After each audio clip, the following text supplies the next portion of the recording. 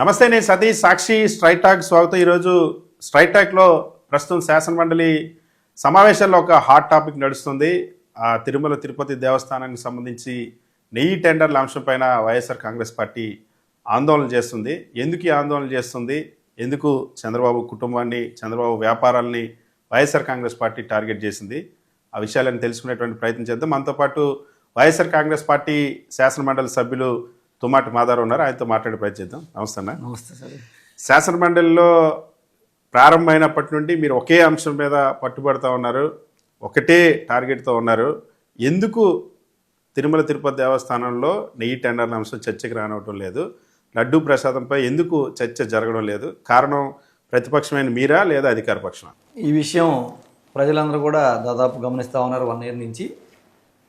ఈ budget session start అయిన తర్వాత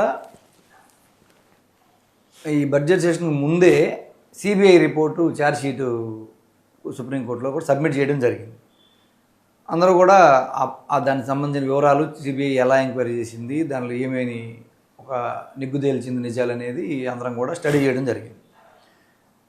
దాంట్లో భాగంగా అసలు ఏం జరిగింది అనేది ప్రజలకు ఈ కలియుగ దైవం అయినటువంటి వెంకటేశ్వర స్వామి వారి యొక్క ప్రసాదం మీద కావచ్చు, తిరుమలలో జరుగుతున్న విషయాల మీద కావచ్చు, ఏదైతే అపనిందలు ఈ ప్రభుత్వం మోపిందో, కల్తీ జరిగిందని లేకపోతే రకరకాల ఆరోపణలు చేసిందో అవన్నీ కూడా నిజాలా కాదనేది మేము సిబిఐ రిపోర్ట్ ఛార్జ్షీట్లు నీకు చూసిన తర్వాత మాకు అర్థమైంది.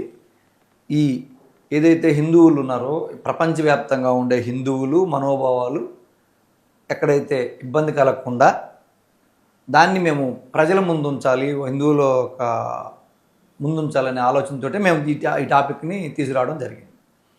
కానీ దాంట్లో భాగంగా వీళ్ళు ఏం చేస్తున్నారంటే సిబిఐ ఛార్జ్షీట్లో ఉన్నదాన్ని కూడా మ్యానిపులేట్ చేసి స్టేట్మెంట్లు ఇచ్చి అలా వేరే వర్షన్లో ఇది ఎక్కడ బయటికి రాకుండా చేయాలని ఆలోచనతో ప్రభుత్వం వెళ్తాం. ఇవన్నీ కాదు, విత్ డేటా, విత్ ఆధారాలు, సిబిఐ ఛార్జ్షీట్లో ఏదైతే పొందుపరిచిందో ఆ ఆధారాలు, ఆ డేటాతోటే మేము సభలో ప్రభుత్వం ముందు నిలదీసి ప్రజలకు వాస్తవాలు తెలియజేయాలని ఆలోచనతో మేము ఉన్నాం. కానీ వాళ్ళు ఏ వైపులు వెళ్తూ ఉన్నారు అంటే మేము చర్చకు పట్టుబడతా ఉన్నాం, వాళ్ళు సభ వాయిదాకి గొడవ చేసేసి సభను వాయిదా చేసే కార్యక్రమం వాళ్ళు చేస్తూ ఉన్నారు. ఎక్కడైనా నేను ఈ 4 సంవత్సరాల నుంచి చూస్తూ ఉన్నాను, నేను గతంలో 30 సంవత్సరాల నుంచి శాసనసభలు అని చూస్తూ ఉన్నాం. అపోజిషను పట్టుబట్టడం, ఆందోళన చేయడం అనేది సహజం. కానీ ప్రభుత్వం ఆందోళన చేయడం, ప్రభుత్వం సభను అడ్డుకోవడం అనేది చరిత్రలో ఫస్ట్ టైం జరుగుతుందని చెప్పి మా చైర్మన్ గారు కూడా మొన్న అన్నారు. మీరు అధికారంలో ఉన్నారనుకుంటున్నారా, అపోజిషన్ ఉన్నారనుకుంటున్నారా, మీరు ఆందోళన చేసి మీరు చర్చ జరగకుండా అడ్డుకోవడం ఏంటనేది ఆ సాక్షాత్తు చైర్మన్ గారే వాళ్ళందరిని కూడా అడగడం జరిగింది. దానికి వాళ్ళు చైర్మన్ మీద ఎదురుదాడికి తిరిగి చైర్మన్ కూడా అగౌరవపరిచి, చైర్ని అగౌరవపరిచి, చైర్ని డిక్టేట్ చేయాలనే ఆలోచనతో వాళ్ళు ముందుకెళ్తున్నారైతే నిన్న కూడా చైర్మన్ గారు స్టేట్మెంట్ ఇవ్వడం జరిగింది. ఇవన్నీ చూస్తూ ఉంటే ఈ లడ్డు విషయంలో ఏదైతే వాళ్ళు అసత్య ఆరోపణలు చేశారో, ఏదైతే నిందలు వేశారో, ఈ ప్రసాదం మీద కావచ్చు, తిరుమల ప్రతిష్ఠ మీద కావచ్చు, అవన్నీ అసత్యాలు అనేది బయట పడతాయి అనే ఒక భయంతో వాళ్ళు ఈరోజు సభను అడ్డుకోవడం, ఈ చర్చకి ముందుకు రాకపోవడానికి కారణం అని మేము తెలుసు. సార్, సభలో మేము స్టేట్మెంట్ ఇస్తామంటే మీరు చర్చకి రాకుండా పారిపోతా ఉన్నారు సభ నుండి అని చెప్పి పయ్యవల కేశవ్ అంటున్నారు కదా. మరి బీఏసీ మీటింగ్ జరిగేటప్పుడు పయ్యవల కేశవ్ గారు ఉన్నారు కదా, మరి బీఏసీ కమిటీ మీటింగ్ జరిగేటప్పుడు మీరు ఎందుకు దాంట్లో చెప్పలేదు? మీరు బీఏసీలో క్లియర్గా 23వ తారీఖు బీఏసీ జరిగినప్పుడు 26వ తారీఖు లడ్డు మీద చర్చ చేసి తీసుకొస్తామని చెప్పిన తర్వాత మీకు 24 కానీ 25 కానీ 25 సభ సజావుగా జరిగింది. కానీ ఇక్కడికి వచ్చేటప్పుడు మీరు ఎందుకు అడ్డుకుంటున్నారు? మళ్ళీ ఆ రోజే మీరు స్టేట్మెంట్ ఇస్తాము, షార్ట్ డిస్కషన్ కాదని అక్కడే చెప్పొచ్చు కదా.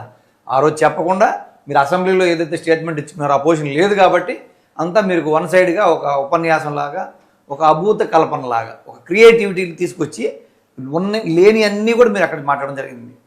ఇక్కడ మనం అర్థం చేసుకోవాల్సింది ప్రజలందరూ కూడా ఏంటంటే అసలు లడ్డు విషయం జరిగిందే 2024 తర్వాత, ఈ గవర్నమెంట్ వచ్చిన తర్వాత జరిగింది. కానీ వీళ్ళు అసెంబ్లీలో మాట్లాడిన మొత్తం చూస్తే 2019-24 మధ్యలో ఏదో జరిగిందని చూపిస్తున్నారు. కానీ ఒక ప్రూఫ్ కూడా చూపించే పరిస్థితి లేదు వాళ్ళ దగ్గర. కానీ మేము ఈరోజు సిబిఐ ఏదైతే పెట్టిందో దాన్ని మేము క్లియర్గా ఎవిడెన్స్ ఉంది మా దగ్గర, మేము ఆ ఎవిడెన్స్ ప్రజల ముందు ఉంచుతాం సభ సాక్షిగా అని చెప్పి మేము అడుగుతా ఉంటే మమ్మల్ని అడ్డుకునే కార్యక్రమాలు వీళ్ళు ఉన్నారు. సార్, 250 కోట్ల రూపాయలు టీటీడీలో నెయ్యి టెండర్ల పేరుతో గత 5 సంవత్సరాల్లో కొల్లగొట్టేశారు. ఇదంతా వైఎస్ఆర్ కాంగ్రెస్ పార్టీ నాయకులే చేశారు. లడ్డు కల్తీ కూడా వైఎస్ఆర్ కాంగ్రెస్ పార్టీ హయాంలోనే జరిగింది. అసలు పాలే లేకుండా నెయ్యి ఎలా సరఫరా చేస్తారని ఆరోపణలు చేస్తున్నాం ఇప్పుడు. అది క్లియర్గా మేము ఆధారాలతో సహా ప్రూవ్ చేస్తామనే ధైర్యం మాకుంది, చేయగలం. ఎందుకంటే మా దగ్గర డేటా ఎవిడెన్స్ మా దగ్గర క్లియర్గా ఉంది. ఈ విషయంలో మేము క్లియర్గా అడుగుతాం. 2019-24 మధ్యలో మీరు ఒక్క శాంపిల్ అయినా సరే టెస్ట్ చేశారా? First point. రెండోది, ఏ రిపోర్ట్లు అయినా సరే అక్కడ అవకతవకలు ఉన్నాయని చెప్పి 2019-24 మధ్యలో మీకు ఎప్పుడు రాలేదు, రిపోర్ట్లు రాలేదు.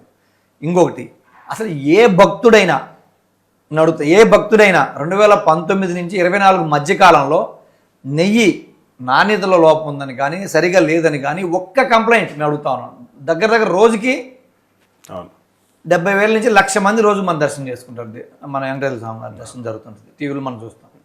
అలాంటి సంవత్సరానికి వచ్చేటప్పటికి ఎంతమంది చేసుకుంటారు? దాదాపు 3 కోట్ల మంది పైన భక్తులు దర్శనం చేసుకునే పరిస్థితి ఉంది. అలాంటిది ఏ ఒక్కరైనా 19-24 మధ్య కాలంలో ఇక్కడ నాణ్యత లేదని చెప్పి కంప్లైంట్ వచ్చిందని మేము అడుగుతాము. ఇంకొక విషయం, మీరు చంద్రబాబు నాయుడు గారు కానీ, ఆయన కొడుకు కానీ, ఆయన మనవడు కానీ, ఆయన కుటుంబం మొత్తం కూడా ఎన్నోసార్లు తిరుమలకి వెళ్ళి అపోజిషన్లో ఉన్నప్పుడు మీరు 5 సంవత్సరాల్లో దర్శనం చేసుకున్నారు. మీరు కానీ మీ కుటుంబ సభ్యులు అందరూ కూడా. అటువంటి పరిస్థితుల్లో అయినా సరే మీరు అదే ప్రసాదాన్ని తీసుకునేటప్పుడైనా సరే ఎప్పుడైనా నాణ్యత తగ్గిందని మీరు ఎందుకు ఆరోపణ చేయలేకపోయారు? ఆ రోజు నిజంగా వాస్తవం అయ్యుంటే, నాణ్యత లోపం ఉంటే, నాణ్యత తగ్గుంటే మీరు ఎప్పుడైనా సరే మీరు ఎందుకు ఆ రోజు ఆరోపణ చేయలేకపోయారు? 19-24 మధ్యలో లడ్డులో నాణ్యత లేదు, మేము ఉన్నప్పుడు నాణ్యత మెరుగ్గా ఉంది, ఇప్పుడు లేదని చెప్పి మీరు ఎందుకు ఆరోపణ చేయలేకపోయారు? ఆ రోజు నాణ్యత బాగుంది కాబట్టే మీరు దేవుని దర్శనం చేసుకొని మీ కుటుంబం అంతా కూడా ప్రసాదాన్ని ఆరగించి మీరు వచ్చిన పరిస్థితి. ఈ రెండే కాకుండా ఇంకోటి అడుగుతాను, అటువంటిది ఏదన్నా వీళ్ళు చెప్పే ఏదైతే ఈ కెమికల్స్ కావచ్చు, లేకపోతే ఇంకేదైనా కావచ్చు కలిసినవి నేను, ఎందుకంటే వాళ్ళు మాట్లాడిన భాష మాట్లాడడం అనేది అసలు అది మంచిది కాదు. ఎందుకంటే అసలు ఎవ్వరు కూడా ఆ దేవుడికి సప్లై చేసే వాళ్ళు కూడా అలాంటి ఆలోచన చేయరు. కానీ వీళ్ళు మాట్లాడిన భాష చూస్తే అసలు ఎవరు నోటమ్మిట రాకూడని భాష మాట్లాడారు. నా నోటితో నేను మాట్లాడదలుచుకోలేదు, కానీ నేను అడుగుతా ఉన్నా, ఎవరైనా సరే వీళ్ళ కలిపిని అన్నీ కూడా కల్తీ అయిన కెమికల్స్ కావచ్చు, ఇంకోటి కల్తీ జరిగి ఉంటే ఏ ఒక్క భక్తుడికైనా అస్వస్థతకు గురయ్యే అవకాశం ఉంది కదా. జస్ట్ పాలు తాగితేనే 6 మంది 7 మంది చనిపోయే పరిస్థితి, హాస్పిటల్ పాలయ్యే పరిస్థితి ఉంది. నీళ్లు కలుషితం అయితేనే హాస్పిటల్ పాలయ్యే పరిస్థితి ఉంది. అలాంటిది ఆ ప్రసాదంలో ఇంత కల్తీ వీళ్ళు చెప్పినట్టుగా జరిగి ఉండుంటే ఏ ఒక్క భక్తుడైనా అస్వస్థతకు గురైన సందర్భం కానీ, అస్వస్థతకు గురైన సిచ్యువేషన్ కానీ ఉండుంటే ప్రభుత్వం దృష్టికి వచ్చేది కదా. మీరు అపోజిషన్లో ఉన్నారు కదా, మీ దృష్టికి వచ్చేది కదా. మరి ఆ రోజు ఎందుకు ఆరోపణ చేయలేకపోయారు?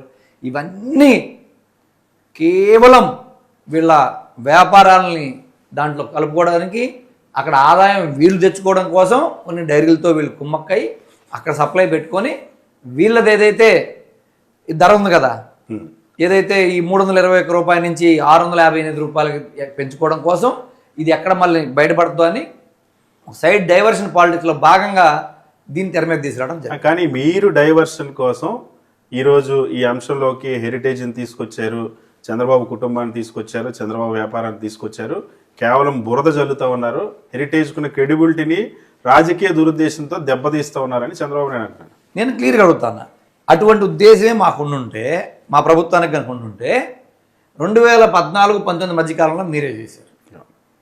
2019-24 మధ్యకాలంలో మా ప్రభుత్వం మీ మీద విచారణ జరిపి మీకు హెరిటేజ్ని డ్యామేజ్ చేయాలని ఆలోచన మా ప్రభుత్వానికి ఉండుంటే అప్పుడే మేమే విచారణకు ఆదేశించి ఇవన్నీ బయటకు తీసి మేము చేసేవాళ్ళం. కానీ మా ప్రభుత్వానికి కానీ, మా అధినాయకుడికి కానీ దేవదేవుడు అంటే విపరీతమైన గౌరవం, భక్తితోనే ఆయన ఏ రోజు అక్కడికి వెళ్ళినా నడిచి మెట్లెక్కి గుడికి వెళ్ళి దర్శనం చేసుకొని వీళ్ళందరికంటే, హిందువులందరికంటే కూడా మెరుగ్గా ఆయన అక్కడ నియమాలు పాటించుకొని దర్శనం చేసుకొని బయటకు వచ్చేవాడు. అట్లాంటి దురుద్దేశం ఉంటే మేము ఎప్పుడో 19 మధ్య విచారం చేసి మీ అవినీతిని బయట పెట్టేవాళ్ళం. కానీ అలాంటి కార్యక్రమం నేను క్లియర్గా చెప్తున్నా, మీరే చెప్పారు, సాక్షాత్తు ముఖ్యమంత్రి గారే సభలో చెప్పాడు. బ్రిటిష్ వాళ్ళు కూడా ఆ దేవదేవుడు జోలికి పోవడానికి కానీ అక్కడికి వెళ్ళి ఏదైనా ఇబ్బందికరమైన పరిస్థితి క్రియేట్ చేయడానికి భయపడ్డారని మీరే చెప్పారు. స్వాతంత్రం వచ్చిన తర్వాత ఎన్నో ప్రభుత్వాలు మారినాయి, కేంద్రంలో కానీ రాష్ట్రంలో కానీ. ఏ ప్రభుత్వం ఆ దేవదేవుడు జోలికి వెళ్ళడానికి కానీ, ప్రసాదం విషయంలో కానీ, దేవుడి విషయంలో కానీ, అపవిత్రంగా మాట్లాడడానికి కానీ, నిందలేయడానికి కానీ సాహసించిన పరిస్థితి మనం చూసాం. ఇంత ఈ సృష్టి మొదలైంది కానీ, ఈ కలియుగం మొదలైన దగ్గర నుంచి ఈ రోజు వరకు కూడా. కానీ మొట్టమొదటిసారిగా ఆ దేవదేవుడి విషయంలో, ఆ ప్రసాదం విషయంలో నిందలేయాలని చూసింది మీరు. కాబట్టి దులు ఆలోచన, దుర్బుద్ధి మీలో ఉన్నట్టు కనిపిస్తుంది, కానీ గత ప్రభుత్వానికి కానీ మా నాయకుడికి కానీ అటువంటి ఆలోచన లేదని చెప్పి నేను తెలియజేస్తాను. జంతువులు కొవ్వు కలిసిందని కానీ, పంది కొవ్వు కలిసింది కానీ, ఫిష్ ఆయిల్ కలిసిందని కానీ ఎన్డీడీబీ రిపోర్ట్లో వచ్చింది కాబట్టే నేను చెప్పాను. సిబిఐ కూడా ఛార్జ్ షీట్లో 35 పేజీల విషయం పెట్టిందని ఇప్పటికీ అసెంబ్లీలో కూడా మళ్ళీ చంద్రబాబు చెప్తున్నారు కదా. అసలు వీళ్ళకి అర్థం కాదు ఏంటంటే నా పర్సనల్ ఒపీనియన్, ఎన్డీడీబీ రిపోర్ట్లో కానీ ఎన్డీఆర్ఐ రిపోర్ట్లో కానీ రెండు ప్రామాణికంగా ఉన్న సంస్థల్లోనే, నాణ్యత ప్రమాణాలని బాగా మెరుగ్గా పాటించే సంస్థల్లోనే ఎటువంటి కల్తీ లేదు, ఇవి కలవలేదని చెప్పి రిపోర్ట్లు వచ్చింది. నిజాలు మీకు ఎన్డీడీబీ రిపోర్ట్ వచ్చింది ఎప్పుడు వచ్చింది?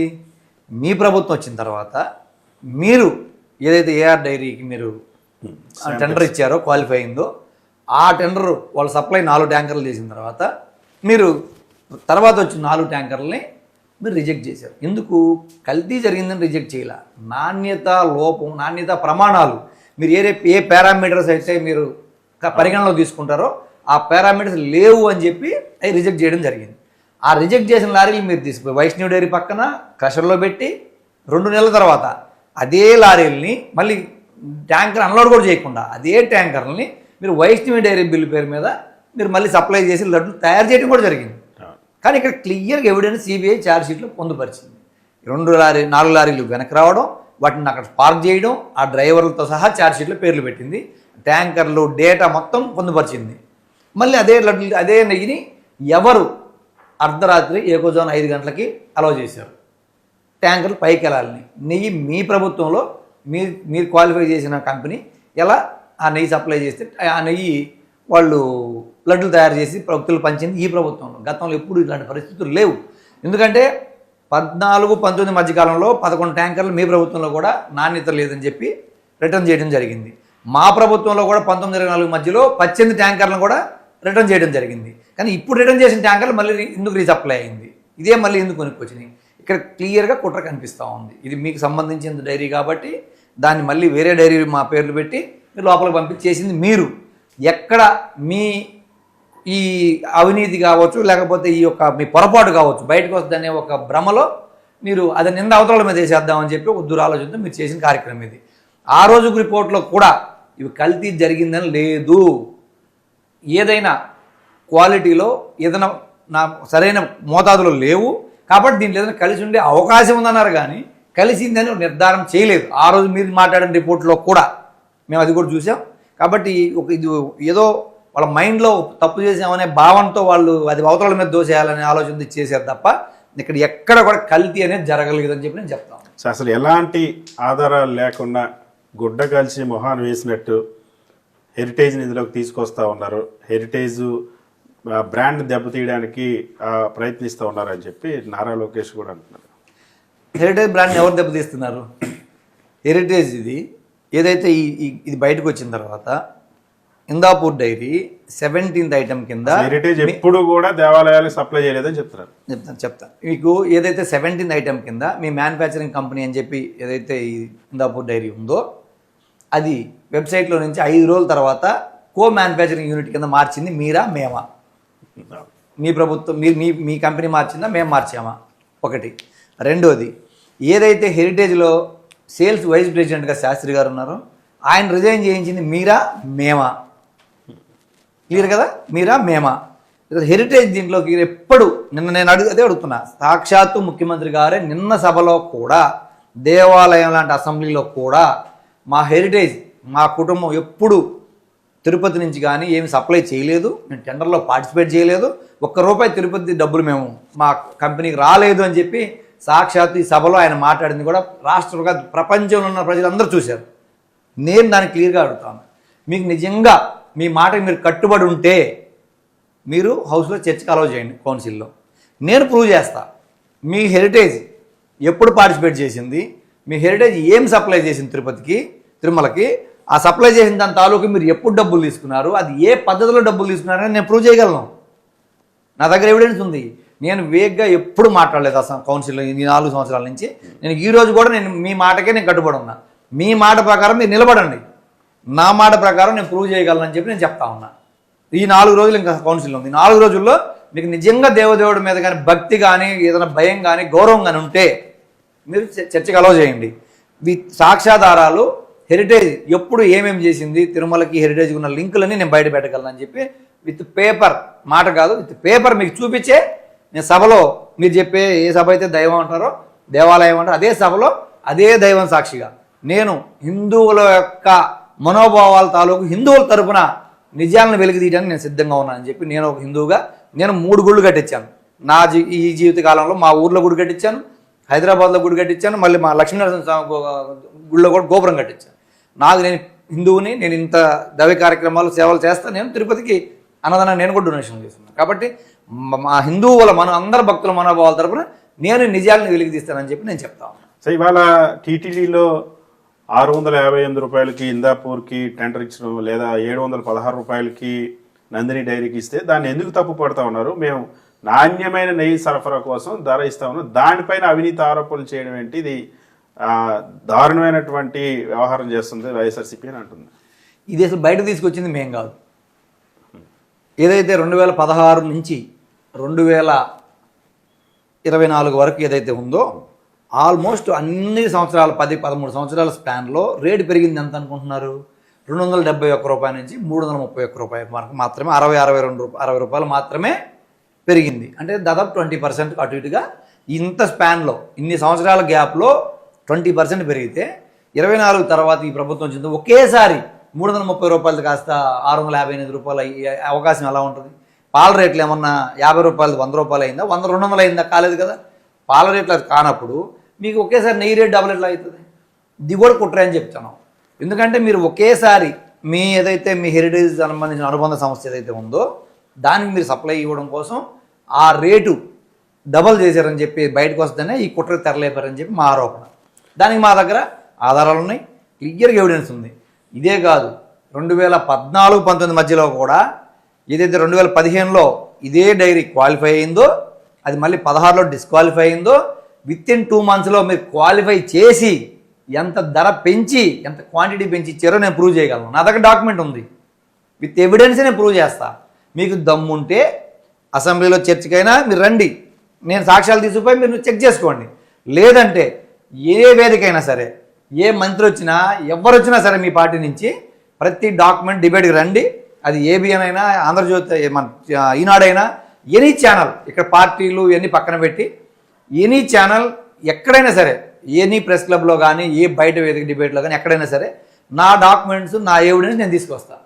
మీరు కాదని మీరు ప్రూవ్ చేసుకున్న డాక్యుమెంట్ మీరు తెచ్చుకోండి, నేను డిబేట్కి రెడీ ఎనీవేర్, నేను ఆధారాలతో నిరూపిస్తా. లేదంటే మీరు తప్పైందని ఒప్పుకోండి, నేను నిరూపించలేకపోతే నేను తప్పైందని ఒప్పుకుంటా, మీరు నిరూపించలేకపోతే మీరు తప్పని ఒప్పుకోండి.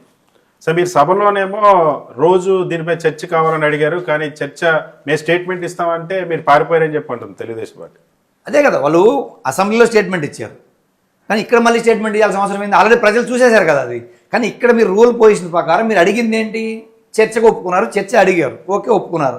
మళ్ళీ ఇప్పుడు మేము చర్చకు ఒప్పుకోవట్లేదు, స్టేట్మెంట్ ఇస్తామంటే ఏంటి?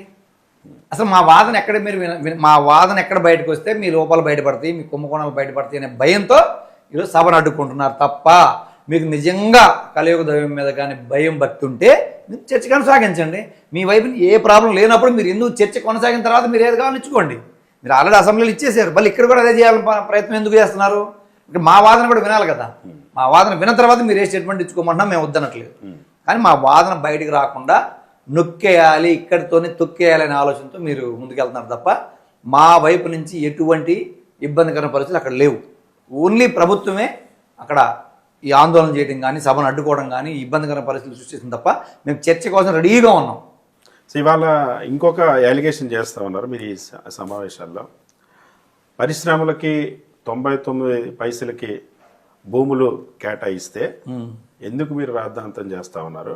నిరుద్యోగులకి ఉద్యోగాలు కల్పించడం అన్నది వైఎస్ఆర్ కాంగ్రెస్ పార్టీకి ఇష్టం లేదు, అందుకే దీనిపైన ఆరోపణలు చేస్తున్నాను చెప్పి నానా లోకేష్. నేను ఈ విషయంలో హౌస్ స్టార్ట్ అయిన రోజే ప్రశ్న అడగడం జరిగింది. ఈ రాష్ట్రంలో పరిశ్రమలకు మీరు ఏ విధంగా భూములు కేటాయిస్తూ ఉన్నారు, అసలు మీ పాలసీలు ఏంటి, ఈ రాష్ట్ర అభివృద్ధికి మీరు ఎలా ముందుకెళ్తున్నారని చెప్పి అడగడం జరిగింది. దాన్ని మేము ఎందుకు అడిగామంటే, గత ప్రభుత్వంలో వైజాగ్లో గ్లోబల్ సమ్మిట్ జరిగింది. ఈ దేశంలో ఉండే టాప్ 10 కంపెనీస్ దిగ్గజాల డైరెక్టర్లు, ఓనర్లు వైజాగ్ వచ్చి అసలు వైజాగ్లో ఫ్లైట్లు ల్యాండ్ చేయలేని పరిస్థితి, స్పేస్ దొరకని పరిస్థితి ఆ రోజు. అన్ని ఫ్లైట్లు అంతమంది చార్టర్ ఫ్లైట్లు వేసుకుని వచ్చి ఆ సభని చాలా దిగ్విజయంగా నిర్వహించడం జరిగింది. 14 లక్షల కోట్ల అగ్రిమెంట్లు జరగడం జరిగింది గత ప్రభుత్వం. అవన్నీ మీరు కంటిన్యూ చేస్తారా, ఆపుతారా, అసలు ఏంది మీ పరిస్థితి అని చెప్తే, ఈరోజు వీళ్ళు ఏం చెప్తున్నారు, మేము 1.5 yearలో తీసుకొచ్చి మేము 13 లక్షల కోట్లు చేసామన్నారు. అవన్నీ కూడా అవే.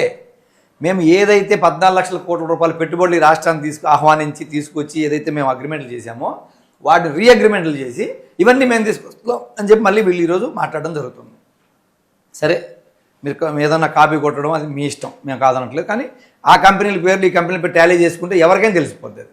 దీంతోపాటు మేము ఇది అడిగితే వాళ్ళు చెప్పడం ఏంటంటే, మేము 5 కంపెనీలకి 99% భూమి ఇచ్చాం అని చెప్పి మాకు ఆన్సర్లో ఇవ్వడం జరిగింది. కౌన్సిల్ ఇచ్చిన సమాధానంలో దాంట్లో చూస్తే 2-3 సాఫ్ట్వేర్ కంపెనీలు ఉన్నాయి, 2-3 రియల్ ఎస్టేట్ కంపెనీలు ఉన్నాయి.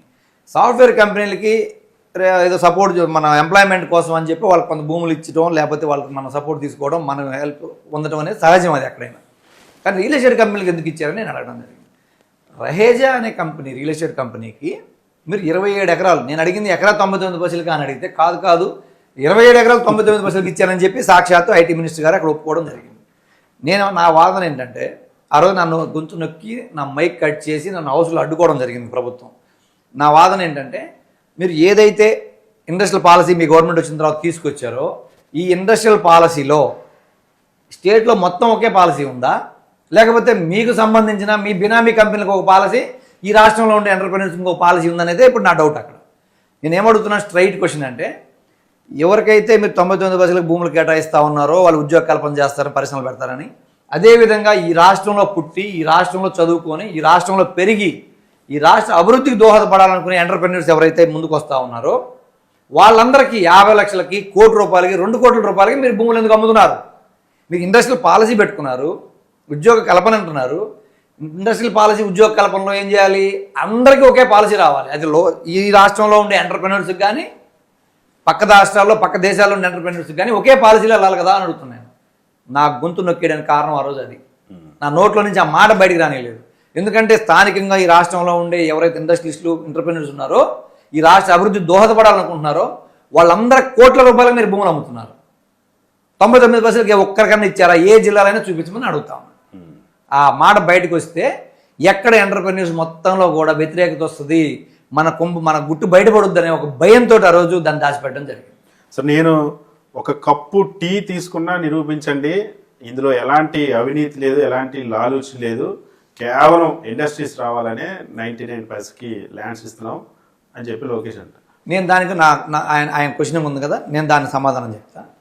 కరెక్టే కదా, మీరు మీకు ఏ ఇది లేకుండా మీరు చేశారు కదా. నేను ఒక్క విషయం అడుగుతా, రాజధాని అమరావతి రైతుల దగ్గర మీరు ఇదే రకంగా భూములు ఎందుకు ఫ్రీగా తీసుకోలేదు, లేకపోతే మీరు ఫ్రీగా ఎందుకు ఇవ్వట్లేదు?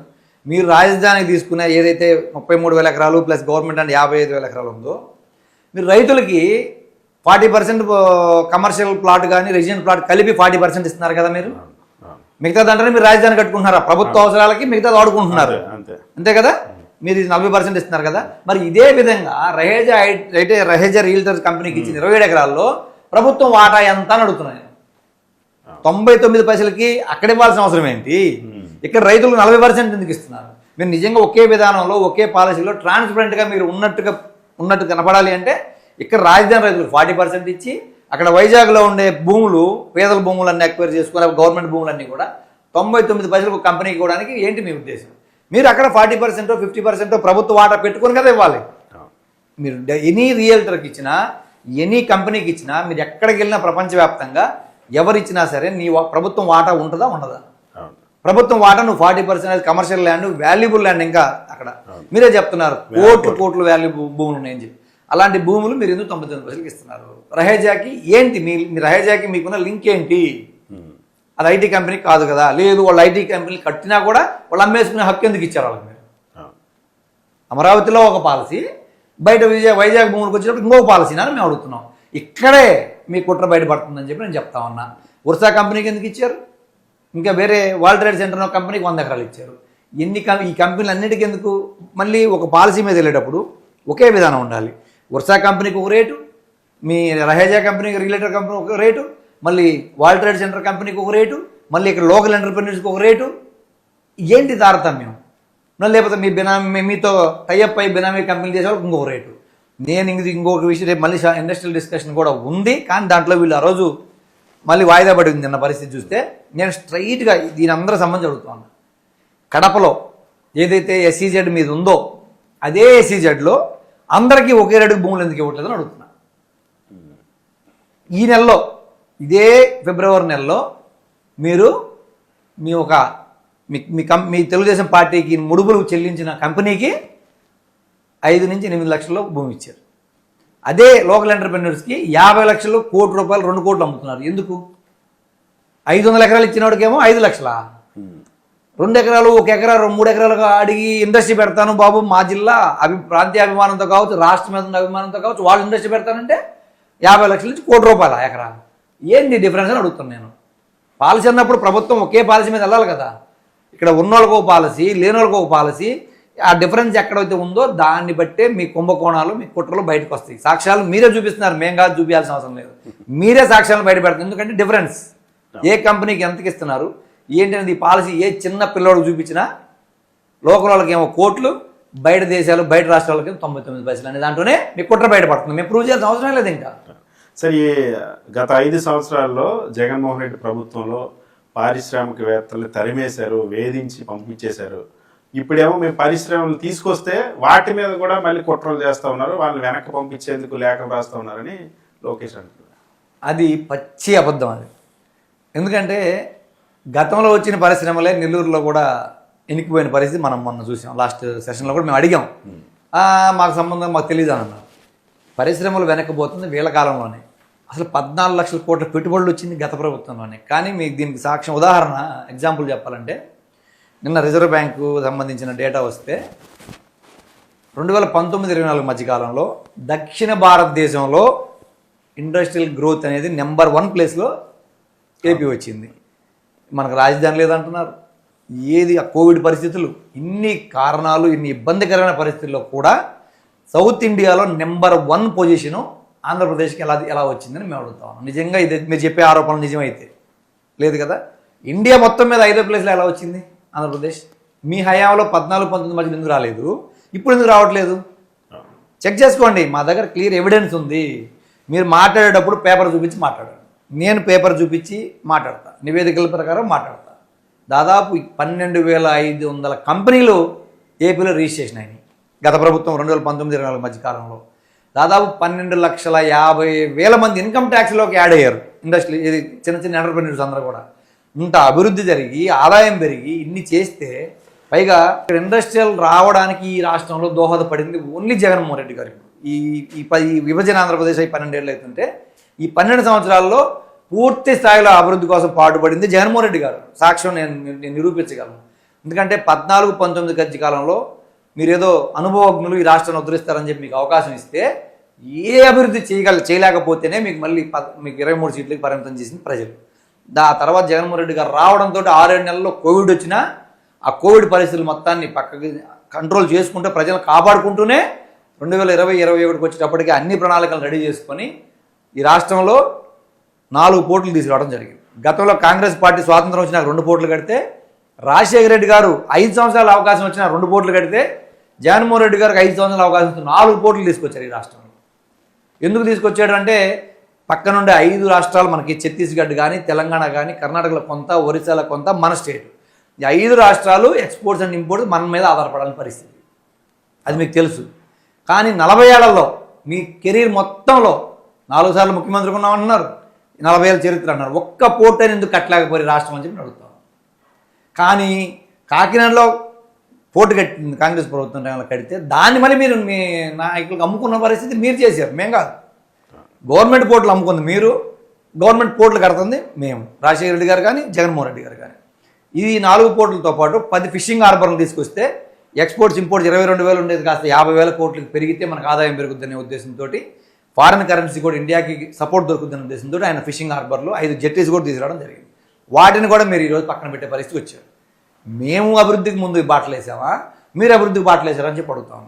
ఇంకో విషయం, ఏదైతే మనం కేంద్ర ప్రభుత్వంతో మన ఏపీ పాలసీ తీసుకొచ్చామో, ఈ 4 పోర్టులు, ఫిషింగ్ హార్బర్లు ఇవన్నీ కూడా మేము ఇండస్ట్రియల్ గ్రో చేయడానికి మేము ప్రణాళికలు సిద్ధం చేసామని చెప్పిన దాన్ని బట్టి 39,000 కోట్ల రూపాయలు నేషనల్ హైవేలు ఇచ్చారు మన రాష్ట్రానికి కేంద్ర ప్రభుత్వం. మీరు 11,000 కోట్లు తీసుకురాగలిగితే 14-19 మధ్యలో 19-24 మధ్యలో మేము 39,000 కోట్ల రూపాయలు 4 లైన్లు కానీ 6 లైన్లు కానీ నేషనల్ హైవేలు కానీ మేము తీసుకొచ్చాం. ఈరోజు ఏపీలో ఏ వైపుకు పోయినా కనెక్టివిటీ దాదాపు 20-30 4 లైన్లు ఉన్నాయంటే ఛత్తీస్గఢ్ నుంచి మన ఆంధ్రాకి కానీ, తెలంగాణ నుంచి ఆంధ్రాకి కానీ, కర్ణాటక నుంచి ఆంధ్రాకి కానీ, ఆంధ్ర నుంచి పోర్టులకు కానీ ఇవన్నీ అనుసంధానం అయింది అంటే కేవలం మేము తీసుకొచ్చిన పోర్టులకి నేషనల్ హైవేలు అనుసంధానం చేయాలనే ఒక ఉద్దేశంతో ఎక్స్పోర్ట్స్ ఇంపోర్ట్స్ సరళీకృతం కావాలని వాటికి పరిశ్రమలకి అనువుగా ఉండే మౌలిక వస్తువులు మేము సమకూరిస్తే 14 లక్షల కోట్లు 2023లో ఇండస్ట్రియలిస్టులు వచ్చి ఇక్కడ అగ్రిమెంట్లు చేసుకోవడం జరిగింది. అది మీ తెలివితేటలు కాదు, మీ అభివృద్ధి కాదు. చంద్రబాబు నిన్న అసెంబ్లీలో చెప్తున్నారు, మీరు ఒక్క రోడ్డు వేయలేదు, ఒక ఇండస్ట్రీ తీసుకురాలేదు, ఒక పోర్టు కట్టలేదు, మొత్తం విధ్వంసం చేశారు జగన్మోహన్ రెడ్డి అని చెప్తున్నారు. నేను అడుగుతున్నా కదా, విత్ పేపర్ మీ భాగస్వామి ప్రభుత్వం కేంద్ర ప్రభుత్వం ఉంది. గత సంవత్సరంలో మాకు శాంక్షన్స్ ఇచ్చిన నేషనల్ హైవేలో బయట పెట్టి నువ్వు నోటి మాట కాదు పేపర్ బయటపెట్టి అడుగుతున్నా. ఈ రోజు మీరు ఈ రాష్ట్రంలో ఏ జిల్లాకి వెళ్ళినా 4 లైన్స్ మొత్తం కంప్లీట్ అవుతున్నాయా లేదా? అవి ఇప్పుడు వస్తే ఎట్లా కంప్లీట్ అవుతాయి? 2019 నుంచి తీసుకొస్తే ఇప్పుడు వర్క్ కంప్లీట్ అవుతున్నాయి. అంతేనే కదా, అది కళ్ళకి కనపడుతున్నాయి నేషనల్ హైవేలన్నీ. మనం దాచిపెడితే దాగదు అది, పోర్టులు కంటికి కనిపిస్తా ఉన్నాయి దాగదు అది. మేము దాదాపు 50% 2 సంవత్సరాల్లో కంప్లీట్ చేస్తే నిర్మాణాలు, ఈరోజు మీరు 5 to 10% కూడా కంప్లీట్ చేయలేని పరిస్థితులు మీరున్నారు. ఈరోజు నిన్న కూడా కౌన్సిల్లో మేము అడిగిన ప్రశ్నకి వాళ్ళు సమాధానం లేని పరిస్థితుల్లో, మా దగ్గర డేటానే లేదని చెప్పే పరిస్థితి మంత్రి వచ్చాడు. అన్నీ కూడా అభివృద్ధికి బాటలు వేసింది, అభివృద్ధి జరిగింది గత ప్రభుత్వంలోనే. అదంతా మాది అని చెప్పుకుంటున్నారు ఈరోజు.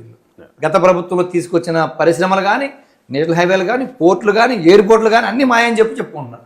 మేము ఇంకోటి అడుగుతున్నా, మీ చరిత్రలో మీరు పోర్టు కట్టలా, మీ 40 ఏళ్ల కెరీర్లో మీరు ఒక ఎయిర్పోర్ట్ కూడా కట్టిన పాపాన్ని పోలేదని నేను అడుగుతున్నా. ఎందుకంటే గతంలో హైదరాబాద్ ఎయిర్పోర్ట్ కట్టినా ఉమ్మడి రాష్ట్రంలో రాజశేఖర రెడ్డి గారి టైంలో వచ్చింది. తర్వాత విభజన ఆంధ్రప్రదేశ్లో వచ్చిన 14-19 కాలంలో మీరేం కట్టలేకపోయారు. విమానయాన శాఖ మంత్రి ఉన్నా కట్టలేకపోయారు. ఇప్పుడు విమానయాన శాఖ మంత్రి కూడా ఉన్నారు. ఇంతవరకు విజయవాడ 12 ఏళ్ళు అయితే రాజధాని విడిపోయి ఈ రోజు మీరు విజయవాడ ఎయిర్పోర్ట్నే కంప్లీట్ చేయలేని పరిస్థితుల్లో మీరున్నారు. మీ మంత్రులు 7 ఏళ్ళు నుండి కూడా.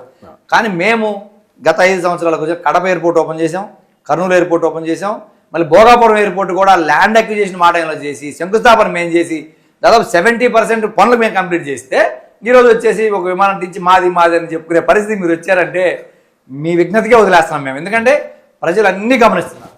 కాబట్టి అభివృద్ధి అనేది 100% 19 మధ్యలో జరిగింది కాబట్టే ఈరోజు రిజర్వ్ బ్యాంక్ నివేదికలైనా, కేంద్ర ప్రభుత్వ నివేదికలైనా అన్నీ కూడా దక్షిణ భారతదేశంలో టాప్ ప్లేస్లో నెంబర్ 1 ప్లేస్లో ఆంధ్రప్రదేశ్ నిలబడింది 5 ఏళ్ల కాలంలో మా ప్రభుత్వం అని చెప్పి నేను గర్వంగా చెప్పుకోగలను. సరే, అమరావతి పనులు ఎలా జరుగుతూ ఉన్నాయి? ఒక 3 సంవత్సరాల్లోనే అమరావతిని పూర్తి చేసి చూపిస్తామని చెప్పి మంత్రి నారాయణ అంటున్నారు, ముఖ్యమంత్రి చంద్రబాబు కూడా అంటారు. ఇదైతే అసలు ప్రజలు నవ్వుకునే పరిస్థితి వచ్చింది ఈరోజు. ఎవరైతే మీరు చెప్పిన మాటలు నమ్మి మీకు భూములు ఇచ్చారో, మీరున్న 5 సంవత్సరాల కాలంలో కనీసం డిమార్కేషన్ ల్యాండ్ సర్వే కంప్లీట్ చేసి మీకు ఫ్రీగా ఇచ్చారు వాళ్ళు. మీరేమీ అక్విజిషన్ చేయట్లేదు, మీ రైతులే సహకరించి మీకు ఇస్తే మిమ్మల్ని నమ్మి 5 సంవత్సరాల్లో కనీసం రాళ్ళు కూడా ఇలాగపోయారు మీరు. అది వాస్తవా కాదా? రెండోది, మా ప్రభుత్వంలో మేము 3 రాజధానులు లేకపోతే 3 ప్రాంతాలను అభివృద్ధి చేయాలనే ఒక గతంలో జరిగిన దురదృష్ట సంఘటనలను దృష్టిలో పెట్టుకొని మేము బాగా అన్నీ కూడా సమానంగా డెవలప్ చేయాలనే ఉద్దేశంతో అమరావతి శాసన రాజధానిగా ఉండాలనే మేము కూడా చూసాం. కానీ కోవిడ్ పరిస్థితులు 2 సంవత్సరాలు గవర్నమెంట్ని బాగా ఇబ్బందికరమైన పరిస్థితులు నెట్టేసింది. తర్వాత వచ్చిన పరిస్థితుల్లో కూడా అభివృద్ధి మీద మేము మళ్ళీ ఫోకస్ పెట్టాం. దాంతోపాటు కొన్ని అన్ని చేసుకుంటూ వచ్చాం. మా 5 సంవత్సరాలు అయిపోయింది, అమరావతిని మీరు పక్కన పెట్టేశారని చెప్పి ఒక దుష్ప్రచారం చేసి మొత్తం వైజాగ్ తరలించేస్తున్నారు, రాయలసీమ తరలించేస్తున్నారు ఒక దుష్ప్రచారం చేసి మీరు మళ్ళీ ఎన్నికలకు పోయి మా మీద అబద్ధాలు నిందలు మోపి మీరు ప్రభుత్వంలోకి వచ్చి ఇప్పుడు 2 ఏళ్ళు అయింది దగ్గర. ఈ 2 సంవత్సరాల్లో మీరు ఏం చేశారని అడుగుతున్నారు. ఈరోజు రైతులు కనీసం మా ప్లాట్లను మాకేంటి మహాప్రభు మీకు ఇచ్చి 10 ఏళ్ళు అయిందని చెప్పి రోడ్డు ఎక్కే పరిస్థితి వస్తే కనీసం వాళ్ళ ప్లాట్లు వాళ్ళకి పూర్తిగా రిజిస్ట్రేషన్ చేయలేని పరిస్థితిలో మీరున్నారు. కనీసం రోడ్లు, డ్రైనేజ్, కరెంటు కూడా వాళ్ళకి ఇవ్వలేని పరిస్థితిలో మీరున్నారు. ఇంకా మేము చేస్తామంటున్నారు. కానీ మేము 3 ఏళ్ళలో చేస్తామని ఒక పక్క చెప్తారు. మళ్ళీ ఇంకో ఆర్ఎంబీ నివేదికలు కానీ లేకపోతే అక్కడెక్కడ మీటింగ్లకు వెళ్తే అక్కడేమిస్తారు, సిఆర్డిఏ ప్లానింగ్ ప్రకారం 100 ఏళ్ళు పట్టుద్ది రాజధాని అని అక్కడ చెప్తారు. అక్కడేమో 100 ఏళ్ళు పడుతుందని ఢిల్లీలో చెప్తున్నారు. ఇక్కడికి వచ్చే మేము 3 ఏళ్ళలో మొత్తం ఇచ్చేస్తామని చెప్తున్నారు. అది నిజమా ఇది నిజమా అని మేము అడుగుతాము. మీరే 2 నాలుకలు పెట్టుకొని లోకల్గా వచ్చేటప్పటికి రైతులు మభ్యపెట్టడానికి వీళ్ళని మోసం చేయడానికి ఇక్కడ ఒక మాట చెప్తున్నారు. ఇదే మళ్ళీ ఢిల్లీ పోయినప్పుడు వేరే ట్రిబ్యునల్స్లోకి వచ్చేటప్పటికి ఏమని చెప్తున్నారు, మేము 100 ఏళ్ళు పట్టుద్ది, మా ప్లానింగ్ ప్రకారం 100 ఏళ్ళు పట్టుద్ది రాజధాని కట్టడానికి అని ఆడ చెప్తున్నారు. ఈరోజు 69,000 కోట్లు టెండర్లు వేసామని చెప్తున్నారు. ఇప్పుడు 2 ఏళ్ళు అయిపోయింది, ఇంకా 2.5 సంవత్సరాలు మీ ప్రభుత్వం పని అయిపోద్ది. ఆ పరిస్థితి వచ్చేటప్పటికి అసలు మీరు కనీసం రోడ్లు మౌలిక వసతులు కూడా కల్పిస్తారని మేమైతే, ఎందుకంటే నేను 4 సంవత్సరాల నుంచి అదే రాజధాని అసెంబ్లీకి వెళ్తా ఉన్నా, ఇంతవరకు ఏవి కనపడింది లేదు. ఈ సంవత్సరం ఏదో కొంచెం అలా అలా అలా పొలాలు కదిలిస్తున్నారు. మీకు ఈ కన్స్ట్రక్షన్ ఫీల్డ్ ఎక్స్పీరియన్స్ ఉంది కాబట్టి అడుగుతున్నా, అమరావతిలో వేస్తున్నటువంటి రోడ్లకి అవుతున్నటువంటి ఖర్చు కానీ, ఇక్కడ చేపడుతున్నటువంటి నిర్మాణాలకు అవుతున్నటువంటి ఖర్చు కానీ బహుశా ఏ రాష్ట్రంలోనూ ఏ దేశంలోనూ జరగట్లేదు. ప్రపంచంలో ఎక్కడ ఉండదు. ఎందువల్ల ఏం జరుగుతుందంటే, ఎందుకంటే నేను 25 ఇయర్స్ నుంచి ఇదే బిజినెస్లో ఉన్నా. లేఅవుట్లు డెవలప్ చేయాలి అంటే ప్రైవేట్ వాళ్ళు అయితే సొంతగా వాళ్ళ మిషనరీ పెట్టుకొని వాళ్ళన్ని మెటీరియల్ జాగ్రత్తగా పర్చేజ్ చేసుకుంటారు. కాబట్టి ఎకరాకి 50 నుంచి 60 లక్షల రూపాయలు మాత్రమే ఎకరాకి ఖర్చు అయ్యే పరిస్థితి. ఇది ప్రైవేట్ లేఅవుట్లు చేసే ఏ బిల్డర్కైనా సరే, ఏ స్టేట్లో అయినా సరే 50 లక్షల నుంచి 60 లక్షల లోపే ఖర్చు అయ్యే పరిస్థితి. అది under ground drainage, under ground current, water అన్నీ అండర్ గ్రౌండ్ చేసి హై అండ్ క్వాలిటీ చేస్తే 50 నుంచి 60 లక్షల రూపాయల లోపల ప్రైవేట్ రియల్టర్స్కి అయిపోతుంది. అదే ప్రభుత్వాలు చేసే పరిస్థితులు చూస్తే కర్ణాటకలో కూడా నేను చూస్తూ ఉన్నాను, తెలంగాణలో కూడా చూస్తాను. ప్రభుత్వమే టేకప్ చేసి హౌసింగ్ బోర్డులు కానీ, లేకపోతే అక్కడ డెవలప్మెంట్ ఇండస్ట్రియల్ బోర్డులు కానీ టెండర్లు వేసి వాళ్ళు డెవలప్ చేసే పరిస్థితి ఉంది. అక్కడ టెండర్లు చూసినా కూడా 50 లక్షల నుంచి ₹1 కోటి లోపలే ఉంటాయి, కానీ ₹1 కోటి దాటే పరిస్థితులు ఈ ప్రపంచంలో ఎక్కడ లేదు. ఏ స్టాండర్డ్స్ ప్రపంచంలో ఏ దేశం స్టాండర్డ్ చూసుకున్నా 50 లక్షల నుంచి ₹1 కోటి దాటదు ఒక ఎకరా డెవలప్ చేయడానికి. ఏ ఖర్చు ఓన్లీ లేఅవుట్లు కానీ, రోడ్లు, ఇన్ఫ్రాస్ట్రక్చర్ డెవలప్ చేయడానికి. అలాంటిది మీరు ఈరోజు ఎకరాకి ₹2 కోట్ల ఖర్చు పెడతా ఉన్నారు అంటే అసలు దీనికి ఏం జరుగుతుంది అనేది మేము చెప్పాల్సిన అవసరం లేదు. ప్రపంచంలో లేని అద్భుతం ఏదైనా ఇక్కడ కడుతున్నారా? ఏం లేదు. అందరూ వేసే కరెంట్ వేస్తారు, అందరూ వేసే డ్రైనేజ్ చేస్తారు, అందరూ వేసే వాటర్ వేస్తారు. ఇంకా మీకు ఇక్కడ ట్యాక్సులు ఉండవు, అన్ని మట్టి ఫ్రీ, ఇసుక ఫ్రీ, అన్నీ ఫ్రీ. మీరు వీళ్ళకి ఇచ్చే రాయితీలు, ఇప్పుడు ఈ టెండర్లు కాంట్రాక్టులకు ఇచ్చే రాయితీలు అన్నీ ఫ్రీ. అన్నీ ఫ్రీగా ఇచ్చి 2 కోట్లు ఎకరాకి ఇస్తున్నారు అంటే దీంట్లో మతలబ్ అనేది మీ మాటల్లోనే, ప్రభుత్వం మాటల్లోనే అర్థమైపోయే పరిస్థితి వచ్చింది. సో ఈ టెండర్లలో కేవలం కొన్ని సంస్థలే దక్కించుకోగలుగుతున్నాయి. నేను కూడా హై రేట్లు వస్తా ఉన్నాయి. నాతో కొంతమంది కాంట్రాక్టర్లు అడగడం కూడా జరిగింది. నా దగ్గర ఆన్సర్ లేని పరిస్థితి. ఎందుకంటే ఇప్పుడు రాజధానిలో ఈ కాంట్రాక్టులు దక్కించుకున్న ఏ కంపెనీకైనా అసలు మన రాష్ట్రంలో ఆఫీస్ ఉందా? నేను అడుగుతా ఉన్నా మిమ్మల్ని. ఏ కంపెనీకైనా ఇప్పుడు ఈ రాష్ట్రంలో మీరు ఇచ్చిన 69,000 కోట్ల రూపాయలు టెండర్లు ఇచ్చిన కంపెనీలకి ఈ రాష్ట్రంలో ఒక్క కంపెనీకి హెడ్ ఆఫీస్ ఉందా? ట్యాక్సులు ఎక్కడ పోతాయి? అంటే మీరు ఎవరికి ఇస్తున్నారు, ఏం జరుగుతుంది అనేది నన్ను కొంతమంది కాంట్రాక్టర్లు అడిగారు, కౌన్సిల్లో ప్రశ్నించని కూడా అడిగారు. నేను ఇంకా సందర్భం రాలేదు కాబట్టి ఆ సిచ్యువేషన్ వచ్చినప్పుడు నేను దాని మీద మాట్లాడదాం అనుకున్నాను. నన్ను స్వయంగా ఈ రాష్ట్రంలో పుట్టి పెరిగి దేశ అభివృద్ధికి పాటుపడిన కాంట్రాక్టర్లే నన్ను అడగడం జరిగింది. కానీ ఈరోజు దాన్ని నా దగ్గర సమాధానం లేదు. మీ దగ్గర కూడా సమాధానం ఏముందో మీరే చెప్పగలరు. తెలుగుదేశం ప్రభుత్వం చెప్పాలి ఎందుకు ఈ రాష్ట్రంలో వాళ్ళకి ఇవ్వకుండా పక్క రాష్ట్రాల ఆఫీసులు వాళ్ళు తీసుకొచ్చి ఇక్కడ కాంట్రాక్ట్లు ఇవ్వడం జరిగింది అనేది అదొక పెద్ద ప్రశ్న. అక్కడే అర్థమైపోతుంది ఏం జరుగుతుంది అనేది. సార్, అమరావతి ఇప్పుడు 2వ విడత ల్యాండ్ పూలింగ్ చేయబోతుంది.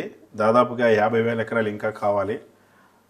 అవి చేయకపోతే మున్సిపాలిటీ అయిపోద్ది అని చెప్పి చంద్రబాబు నాయుడు అంటారు. దేనికోసం అంటే నాకు అదే ఆయనకు అసలు అంటే ఈరోజు మాట్లాడింది రేపు మాట్లాడే పరిస్థితి లేదు.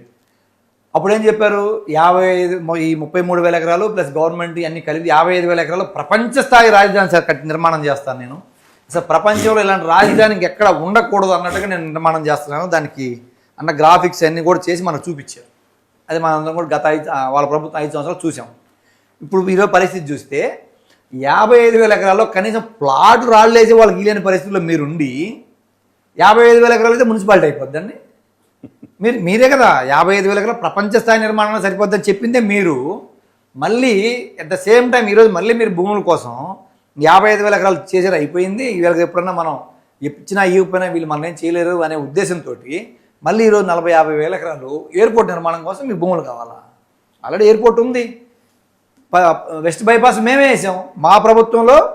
మీకు ఏదైతే మంగళగిరి నుంచి తీసుకెళ్ళి గన్నవరం దగ్గరికి వెళ్ళి వెస్ట్ బైపాస్ మా ప్రభుత్వం ఏమైనా వేసాం, మీరు ఇలా ఈరోజు రాజధాని కనెక్ట్ చేస్తే ఎయిర్పోర్ట్కి కావచ్చు, ఇటు చెన్నై హైవేకి కానీ, హైదరాబాద్ హైవేకి కానీ, కోల్కతా హైవేకి కానీ కనెక్ట్ చేసింది మేము.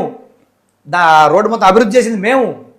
మా రోడ్లు ఉండి కూడా ఈరోజు ఎయిర్పోర్ట్ మీరు అభివృద్ధి చేయలేక అక్కడ ఎయిర్పోర్టే 12 సంవత్సరాల నుంచి కట్టలేకపోతే ఈ 40,000 ఎకరాలు తీసుకొని దాంట్లో మీరు 5,000, 10,000 ఎకరాలు ఎయిర్పోర్ట్ సంస్థలకు ఇస్తామంటే ఎవరు నమ్ముతారు? అందుకే రాజధాని రైతుల నుంచి వ్యతిరేకత వచ్చింది మీ మీద. అందుకే రాజధాని రైతులు మీ మీద అడ్డం తిరగడం జరిగింది. మిమ్మల్ని గ్యారంటీ రాసి ఇవ్వమని అడుగుతా ఉంది. ఈరోజు మీరు ఏదో సంతకం పెట్టేసి ఒక పేపర్ రాసి ఇచ్చేసి వెళ్ళిపోతే రేపు ఏ ప్రభుత్వాలు దీనికి సమాధానం చెప్పాల్సిందని మేము అడుగుతాం. కాబట్టి ప్రజలు మిమ్మల్ని నమ్మే పరిస్థితులు లేరు, రాజధాని ప్రజలు మిమ్మల్ని నమ్మే పరిస్థితులు లేరు. ముందు మాకు ఈయన మహాప్రభు అని వేడుకునే పరిస్థితి సిఆర్డీ ఆఫీసుల ముందు ధర్నాలకు వచ్చారంటే అమరావతిలో ఏం జరుగుతుందో అక్కడ రాజధాని రైతులకు తెలుసు, మీకు తెలుసు. కాబట్టి మీరు ముందు 55,000 డెవలప్ చేసి వాళ్ళకి హ్యాండ్ ఓవర్ చేసిన తర్వాత మీరు వేరే దానికి వెళ్ళినా నమ్ముతారు. కానీ ఇలాంటి ఊరికి అబద్ధాలు చెప్పుకుంటూ కాలక్షేపం చేసుకుంటూ గవర్నమెంట్లు మారిపోతూ ఉంటే వచ్చే ప్రభుత్వాలు నిందిస్తే మాత్రం దీనివల్ల ఉపయోగం లేదు. మీ కమిట్మెంట్ మీరు ఫుల్ఫిల్ చేయండి, అంతే కదా. కానీ మీరేం చేస్తున్నారు? జగన్మోహన్ రెడ్డి గారు అన్ని అక్కడ ఇక్కడ డెవలప్మెంట్, మీరేం చేస్తున్నారు? ఇప్పుడు ఐటీ కంపెనీలు మొత్తం తీసుకెళ్ళి వైజాగ్లో పెడుతున్నారు, డేటా సెంటర్లు వైజాగ్లో పెడుతున్నారు, రియల్ ఎస్టేట్ కంపెనీలు అభివృద్ధి చెందుద్దని వైజాగ్లో ఇస్తున్నారు.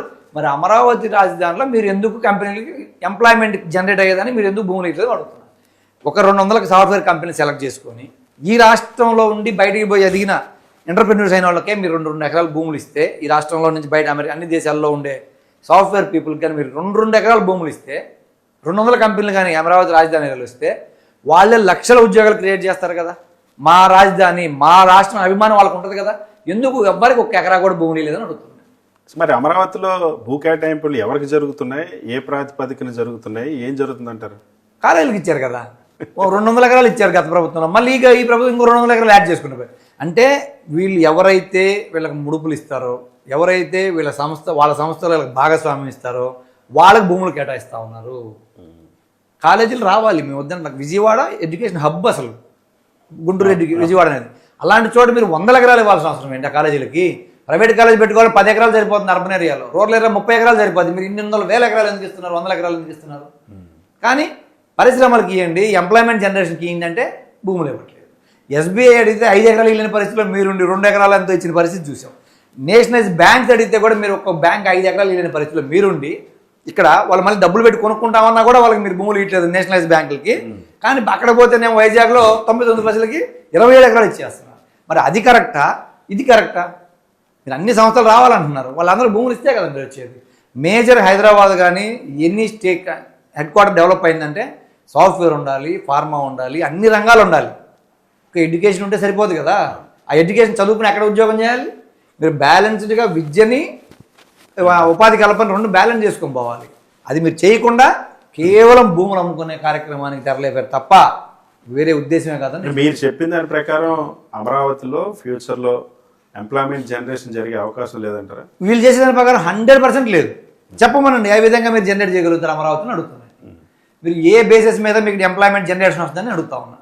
మీరు ఉద్యోగాలు ఇవ్వలేదంటున్నారు, కానీ సాక్షాత్తు అసెంబ్లీలో మంత్రి లోకేష్ మేము తెచ్చిన పరిశ్రమల వల్ల 120,000కు పైగా ఉద్యోగాలు ఇచ్చామని ఆన్ రికార్డ్ చెప్పారు. మరి ఇది నవ్వాలో ఏమనాలో అర్థం కాని పరిస్థితి ఇది.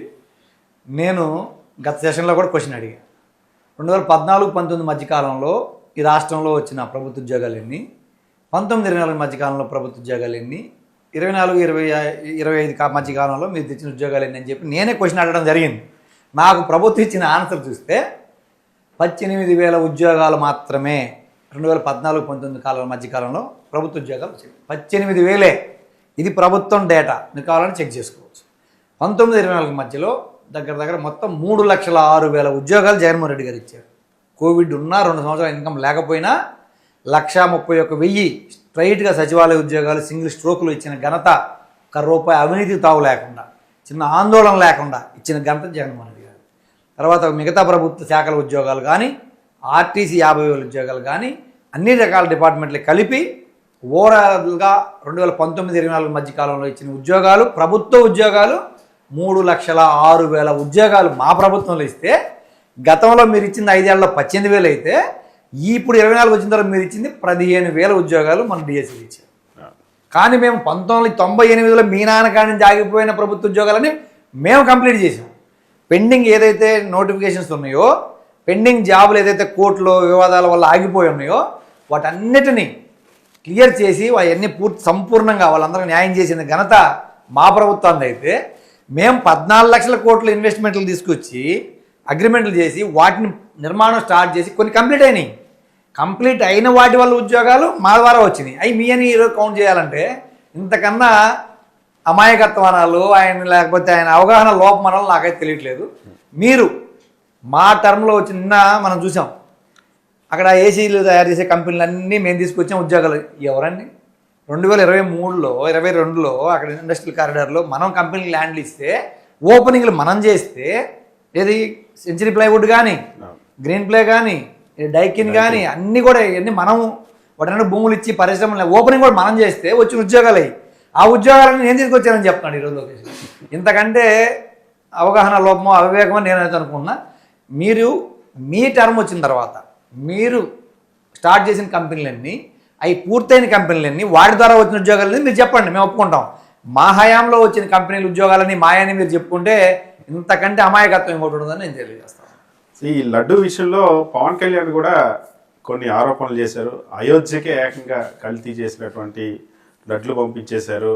మొత్తం అసలు ఒక నెయ్యే లేదు, అసలు నెయ్యి కల్తీ ఏంటని ఇదంతా జగన్మోహన్ రెడ్డి చేశాడని నేను చెప్పను, కానీ ఆ చేసే వాళ్ళందరికీ జగన్మోహన్ రెడ్డి మద్దతుగా ఇస్తున్నారని చెప్పి పవన్ కళ్యాణ్ ఆరోపిస్తారు. ఆయనంత అమాయకుడు ఈ రాష్ట్రంలో ఇంకెవరు ఉండరు అనుకుంటున్నాను. ఎందుకంటే 1,00,000 లడ్లు ఇక్కడి నుంచి రాముడి విగ్రహ ప్రతిష్టాపనకి వెళ్ళినది ఓకే కదా. అప్పుడే కల్తీ జరిగితే మీరందరూ వెళ్ళారుగా. ప్రధానమంత్రి నరేంద్ర మోదీ గారు అక్కడే ఉన్నారు, సినిమా మీ అన్నయ్య చిరంజీవి గారు అక్కడే ఉన్నారు, పెద్ద పెద్ద మీ సినిమా ప్రముఖులందరూ అక్కడే ఉన్నారు. మీరు వెళ్ళారు, మీ అపోజిషన్ ఉన్నప్పుడు మీరు వెళ్ళారు, చంద్రబాబు గారు అందరూ వెళ్ళారు కదా. అయోధ్య రామ మందిరం సంస్థాపన కానీ ఓపెనింగ్ కానీ మీరు వెళ్ళారు కదా. ఓపెనింగ్ రోజు ఆ లడ్లు అక్కడికి వచ్చినాయి కదా, మీరు తిన్నారు కదా. మరి ఆ రోజు ఎందుకు చెప్పలేదు? ఆ రోజు మీరు అందరూ ప్రసాదం బాగా చాలా బాగుందని తిని ఏ ఒక్కరైనా మీరందరూ అక్కడికి వెళ్ళిన ప్రముఖులందరిలో ఒక్కరైనా లడ్డూ ప్రసాదం బాగలేదు, లేకపోతే దీంట్లో స్మెల్ వస్తుందని కానీ, లేకపోతే నాణ్యత లేదని కానీ ఎవరైనా ఒక్కరిని ఆరోపణ చేయగలిగారా? మరి ఎందుకు చేయలేదు? ఆ రోజేమో బాగుందా? ఈరోజు పార్టీ మారేటప్పటికి ఆయన మీ భాగస్వామ్యంలో ఉన్న ముఖ్యమంత్రి ఏదో అదిగో పిల్లి అనేటప్పటికి మీరు ఇదిగో పూలు అని చెప్పి మెట్లు కడిగేశారు విజయవాడ దుర్గగుడికి వెళ్ళిపోయి. అంటే వాళ్ళు ఏ తానా అంటే మీరు తందానా అనడానికి మీరు లోకేష్ గారు లేకపోతే బీజేపీ వాళ్ళు రెడీగా ఉంది అని చెప్పి మేము చెప్తా ఉన్నాం. ఇది క్లియర్. ఎందుకంటే చంద్రబాబు నాయుడు గారు అది అబద్ధమా నిజమా, ఆయన తెలియక మాట్లాడుతున్నాడా, ఎందుకు మాట్లాడుతున్నాడు అనేది కూడా మీరు బ్యాలెన్స్ జస్ట్ అనాలిసిస్ చేసుకోకుండా అలా అనగానే ఇలా మాట్లాడేస్తున్నారు. లోకేష్ గారు చూస్తే మా నాన్న అన్ని ఆధారాలు మా పేపర్లు చూసే మాట్లాడతాడు, కొవ్వు కలిసిందని చెప్పి ఆయన మాట్లాడితే కొన్ని కొవ్వులు కలిసిందని, ఈ ఏకంగా పని మాంసమే కలిసిందని చెప్పి స్టేట్మెంట్ ఇచ్చే పరిస్థితిలో వీళ్ళు ఉన్నారు అంటే ఈ రాష్ట్రానికి పట్టిన దౌర్భాగ్యం అని చెప్తా ఉన్నాను. అసలు గత 5 సంవత్సరాల్లో టీటీడీకి నెయ్యి సరఫరా చేసినటువంటి ఏవైతే డైరీలు ఉన్నాయో అసలు ఆవులే లేనటువంటి డైరీలకి టెండర్లు ఎలా ఇచ్చారు, ఆవులు లేకున్నా పాలు లేకున్నా నెయ్యి ఎలా వస్తుంది, ఇదంతా స్కామ్ కాదా అని చెప్పి చంద్రబాబు నాయుడు అంటున్నారు, టీడీపీ వాళ్ళంతా అంటున్నారు. నేను అదే మిమ్మల్ని అడుగుతున్నా, అదే క్వశ్చన్ మిమ్మల్ని అడుగుతున్నా నేను. ఇది టీడీపీ వాళ్ళని, ప్రభుత్వాన్ని. మీ హెరిటేజ్ డైరీ తీసుకున్నాం. మీ హెరిటేజ్ డైరీకి ఎన్ని ఆవులు ఉన్నాయి, సొంత ఆవులు ఎన్ని గేదెలు ఉన్నాయి? పోతే సంఘం డైరీ ఉంది ఇదే రాష్ట్రంలో, సంఘం డైరీకి ఎన్ని ఆవులు ఉన్నాయి, ఎన్ని గేదెలు ఉన్నాయి? పోతే ఇంకా మిగతా ఇప్పుడు ఏదైతే మీ హయాంలో గతం నుంచి సప్లై చేసుకుంటూ వస్తున్నా ప్రీమియర్ డైరీ కావచ్చు, ఏఆర్ డైరీ కావచ్చు, లేకపోతే ఇది ఇందాపూర్ కావచ్చు, ఎనీ డైరీ ఇప్పుడు మీ భాగస్వామి సంస్థలుగా ఉండే 22 డైరీలు ఉన్నాయి కదా. ఈ 22 డైరీలకు కానీ మీ హెరిటేజ్కి కానీ సొంత ఆవులు సొంత గేదెలు ఎన్ని ఉన్నాయి, మీరు ఎంత ప్రొక్యూర్మెంట్ మీ సొంత వాటి నుంచి చేసుకుంటున్నారు, బయట నుంచి ఎంత కొంటున్నారని చెప్పి అడుగుతున్నా. సమాధానం చెప్పే ధైర్యం మీకుందా? ఒకటి. రెండోది, ఏదైతే మా మీద ఆరోపణలు చేస్తూ ఉన్నారో, ఏదైతే సిబిఐ ఛార్జ్షీట్లో ఏదైతే ఏఆర్ డైరీ కొన్ని కెమికల్స్ పర్చేజ్ చేసిందని దాంట్లో చూపించిందని మీరు అంటున్నారో, నేను మీరు సూటిగా అడుగుతా ఉన్నా, మీ హెరిటేజ్ డైరీ ప్రారంభమైన దగ్గర నుంచి ఈ రోజు వరకు ఏదైతే మీరు కెమికల్స్ పర్చేజ్ చేశారో మీ డైరీ పేరు మీద ఆ ఇన్వాయిస్లు మీరు బయటపెట్టే ధైర్యం మీకు ఉందని అడుగుతాం. హెరిటేజ్ పర్చేజ్ చేసిన కెమికల్స్ మొత్తం లిస్టు ఈ రోజు వరకు ఇన్ని సంవత్సరాల నుంచి బయటపెట్టే ధైర్యం దమ్ము మీకు ఉందా అని అడుగుతా ఉన్నాం. అదే కాకుండా ఈ దేశంలో ఉండే డైరీలన్నీ ఏ కెమికల్స్ పర్చేజ్ చేస్తున్నాయి, దేనికి వాడతారని చెప్పే ధైర్యం బయటపెట్టే ధైర్యం మీకుందా, దాని మీద విచారణ చేసే ధైర్యం మీకుందని అడుగుతా ఉన్నా. అసలు బాత్రూమ్లు క్లీన్ చేసేటువంటి కెమికల్స్ తీసుకొని అడుగుతున్నా, కలిపేసరి మీడియాలో కూడా డిబేట్ పెట్టింది, సీఎం కూడా చెప్పిన పరిస్థితి కదా. వీళ్ళు డిబేట్లు అంటే సుప్రీంకోర్టు సాక్షాత్ చెప్పింది, మీరు ఏ ఆధారం లేకుండా ఇలాంటి వాక్యాలు మాట్లాడొద్దు, విచారణ కమిషన్ వేస్తున్నాం, ఈ సిబిఐ సిట్ కలిపి జాయింట్గా విచారణ చేసిన తర్వాత మాట్లాడొద్దని చెప్పినా కూడా వినకుండా, సిబిఐ ఛార్జ్షీట్ ఫైల్ చేసిన తర్వాత కూడా వినకుండా అన్ని అసత్యాలు ప్రచారం చేస్తాను. మీరు ఆ అసత్యాలకే మేము కౌంటర్ చేస్తున్నాం. మీరు ఏ డైరీకైనా ఏ కెమికల్స్ పర్చేజ్ చేసింది అనేది మీరు డేటా బయట పెట్టండి. ఆ డైరీ ఏం కొనింది, మీరేం కొన్నారు, మీకు సంబంధించిన డైరీలన్నీ ఈ దేశంలో రాష్ట్రం డైరీలన్నీ ఏం పర్చేజ్ చేస్తున్నాయి బయటకు వస్తుంది. అది దేనికి వాడుతున్నారు అనేది వాళ్ళే చెప్తారు కదా. మీరు ఎవరో ఒకరి మీద తోసేయడానికి మాట్లాడుతున్నారు తప్పితే ఇప్పుడు ఏదైనా ఒక కెమికల్ కొన్నారు అంటే ఇప్పుడు మన సోపు తీసుకుని బాడీకి వాడుకుంటున్నాం, మనం స్నానం చేస్తాము, ఆ కెమికల్ మన బాడీకి యూజ్ చేసినట్ట. అంటే మీరు మాట్లాడే భాష ఆ విధానం ఎలా ఉందంటే ఏ చిన్నది దొరికినా దాన్ని పట్టుకొని చెలవలు పొలవలు చేసి నిందలేసేద్దాం, అపవిత్రం చేసేద్దాం అనే దారిలో ఉన్నారు తప్ప మీరు వెళ్ళే దారే తప్పుదారిలో పోతున్నారు కాబట్టి ఇలా ప్రతిదాన్ని మీరు నిందారోపణల కింద వాడుకుని చేస్తున్నారు తప్ప మీ డేటా బయట పెట్టండి. ఫస్ట్ మీ డేటా బయట పెట్టినప్పుడు అన్ని డేటాలు బయటకు వచ్చేస్తాయి. ఈ బోలే బాబా అలీబాబా చంద్రబాబు స్లోగన్ చేస్తుంది. బోలే బాబాకి చంద్రబాబుకి ఏం సంబంధం అంటే అది యాక్చువల్లీ హర్షప్రకాష్ డైరీ. హర్షప్రకాష్ డైరీ 2018లో వాళ్ళు నేమ్ ట్రాన్స్ఫర్ చేసుకున్నారు. ఇది హర్షప్రకాష్ డైరీ బోలే బాబాగా పేరు మార్చుకున్నారు తప్పితే డైరీ ఏం మారలేదు. ఆ డైరీలతో మీరు సంబంధాలు పెట్టుకొని తీసుకొచ్చి బోలే బాబా అంతా వీళ్ళు తెచ్చేసారు మా మీద వేయడం ఏంటి? కాబట్టి మేము అడుగుతున్నాం, ఇలాంటి అసత్య ఆరోపణలు లేకపోతే మీకు తెలిసి మాట్లాడుతున్నారో తెలియక మాట్లాడడం మాకు తెలియదు. ఈ బోలే బాబా డైరీ మీ హయాంలో పేరు మార్చుకుంది, మీరు సప్లై చేసింది, మా మీద ఎలా వేస్తారు నిందని మేము అడుగుతాం. సరే, ఎమ్మెల్సీ మాధవ్ రాజీనామా చేస్తామని చెప్పి సవాల్ చేసి ఆధారాలు చూపించాక పారిపోయాడు అని చెప్పి తెలుగుదేశం పార్టీ సోషల్ మీడియాలో విపరీతంగా మిమ్మల్ని ట్రోల్ చేస్తున్నారు. అదే నేను మళ్ళీ యాక్చువల్గా ఫ్రైడే మా హౌస్లో జరిగింది. వాళ్ళు మేము బయటకు వచ్చేటప్పటికే మీడియాలో అబద్ధాలు మాట్లాడడం, వేరే ఫోటోలు ట్రోల్ చేయడం చూసాం మేము మీడియాలో. బయటకు వచ్చి నేను ఛాలెంజ్ చేసిన మాట వాస్తవం. నేను ఈ రోజు కూడా చెప్తున్నా, మళ్ళీ ఆ రోజు అయిపోయిన తర్వాత సాటర్డే సండే హాలిడే మండే వచ్చిన తర్వాత నేను డైరెక్ట్గా అదే చైర్మన్ ఛాంబర్ ముందు హౌస్లో మేము ధర్నా చేసి నిజాలు బయట పెట్టండి, హౌస్లో ఏదైతే రికార్డ్ అయిందో మేము ఎక్కడైతే చెప్పులు వేసుకొని పోయామని మీరు ఆరోపణ చేస్తున్నారో, షూ వేసుకొని ఆరోపణ చేస్తున్నారో ప్రూఫ్లు ఇవ్వండి, ఆ ఫోటోలు బయట పెట్టండి అని చెప్పి నేను అడిగితే వాళ్ళు చెప్పిన సమాధానం ఏంటి? మా దగ్గర ఏ రికార్డింగ్ లేదు, మా దగ్గర ఏ ఆధారం లేదు అన్నారు. మరి ఈనాడు జ్యోతి పేపర్లో వచ్చిన ఫోటోలు కానీ వాళ్ళ మీడియాలో వచ్చిన ఈ వీడియోలు కానీ ఎక్కడి నుంచి వచ్చినాయని అడిగాం. అడిగితే మాకు సంబంధం లేదు, వాళ్ళు ఎక్కడో క్రియేట్ చేసుకుని వేసుకున్నారని చెప్పి సాక్షాత్తు చైర్మన్ గారు, అసెంబ్లీ సెక్రటరీ జనరల్ గారే చెప్పారు మాతోటి. నేను మళ్ళీ బయటకు వచ్చి ఆ రోజు మళ్ళీ చెప్పడం జరిగింది. ఎల్లో మీడియాకి, టీడీపీ సోషల్ మీడియాకి నేను ఛాలెంజ్ చేశా. నేను షూ వేసుకోపోయినట్టు కానీ నేను చెప్పులు వేసుకుపోయినట్టు కానీ మీరు ప్రూఫ్ చూపిస్తే ఈ రోజు కాదు ఏ రోజైనా నేను రాజీనామా చేయడానికి సిద్ధంగా ఉన్నానని చెప్పి నేను ఛాలెంజ్ చేస్తే లోపల మంత్రులు కానీ వాళ్ళ మీడియా కానీ వాళ్ళ ఛానల్ కానీ ఎవరు సోషల్ మీడియా కానీ మళ్ళీ నోరెత్తలేని పరిస్థితిలో ఈరోజు ఉంది. అంటే ఎవరో ఒకటి మీద నిందేసేయడం, వాళ్ళు కరెక్ట్గా నిలదీస్తే పారిపోవడం, ఇది వాళ్ళు చేస్తున్న కార్యక్రమం డైలీ అని చెప్పి నేను చెప్తున్నాను. సరే, ప్రస్తుతం ఉన్నటువంటి వైఎస్ఆర్ కాంగ్రెస్ పార్టీ ఎమ్మెల్సీలకి చాలా డిమాండ్ ఉంది.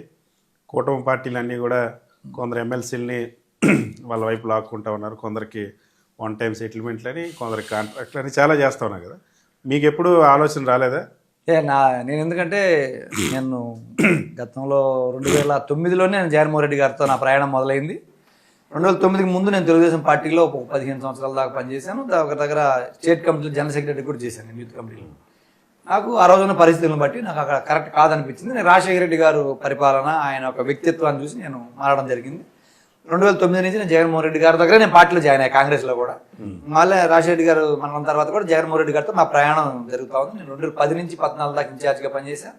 మళ్ళీ నాకు అవకాశం రాకపోయినా మళ్ళీ నేను సార్తోటే ఉన్నాను. మళ్ళీ 2016 నుంచి 19 దాకా మళ్ళీ ఇన్ఛార్జ్గా పనిచేశాను. పాదయాత్ర అంతా నేనే చేశాను, ఎన్నికలను నేనే ఫేస్ చేశాను.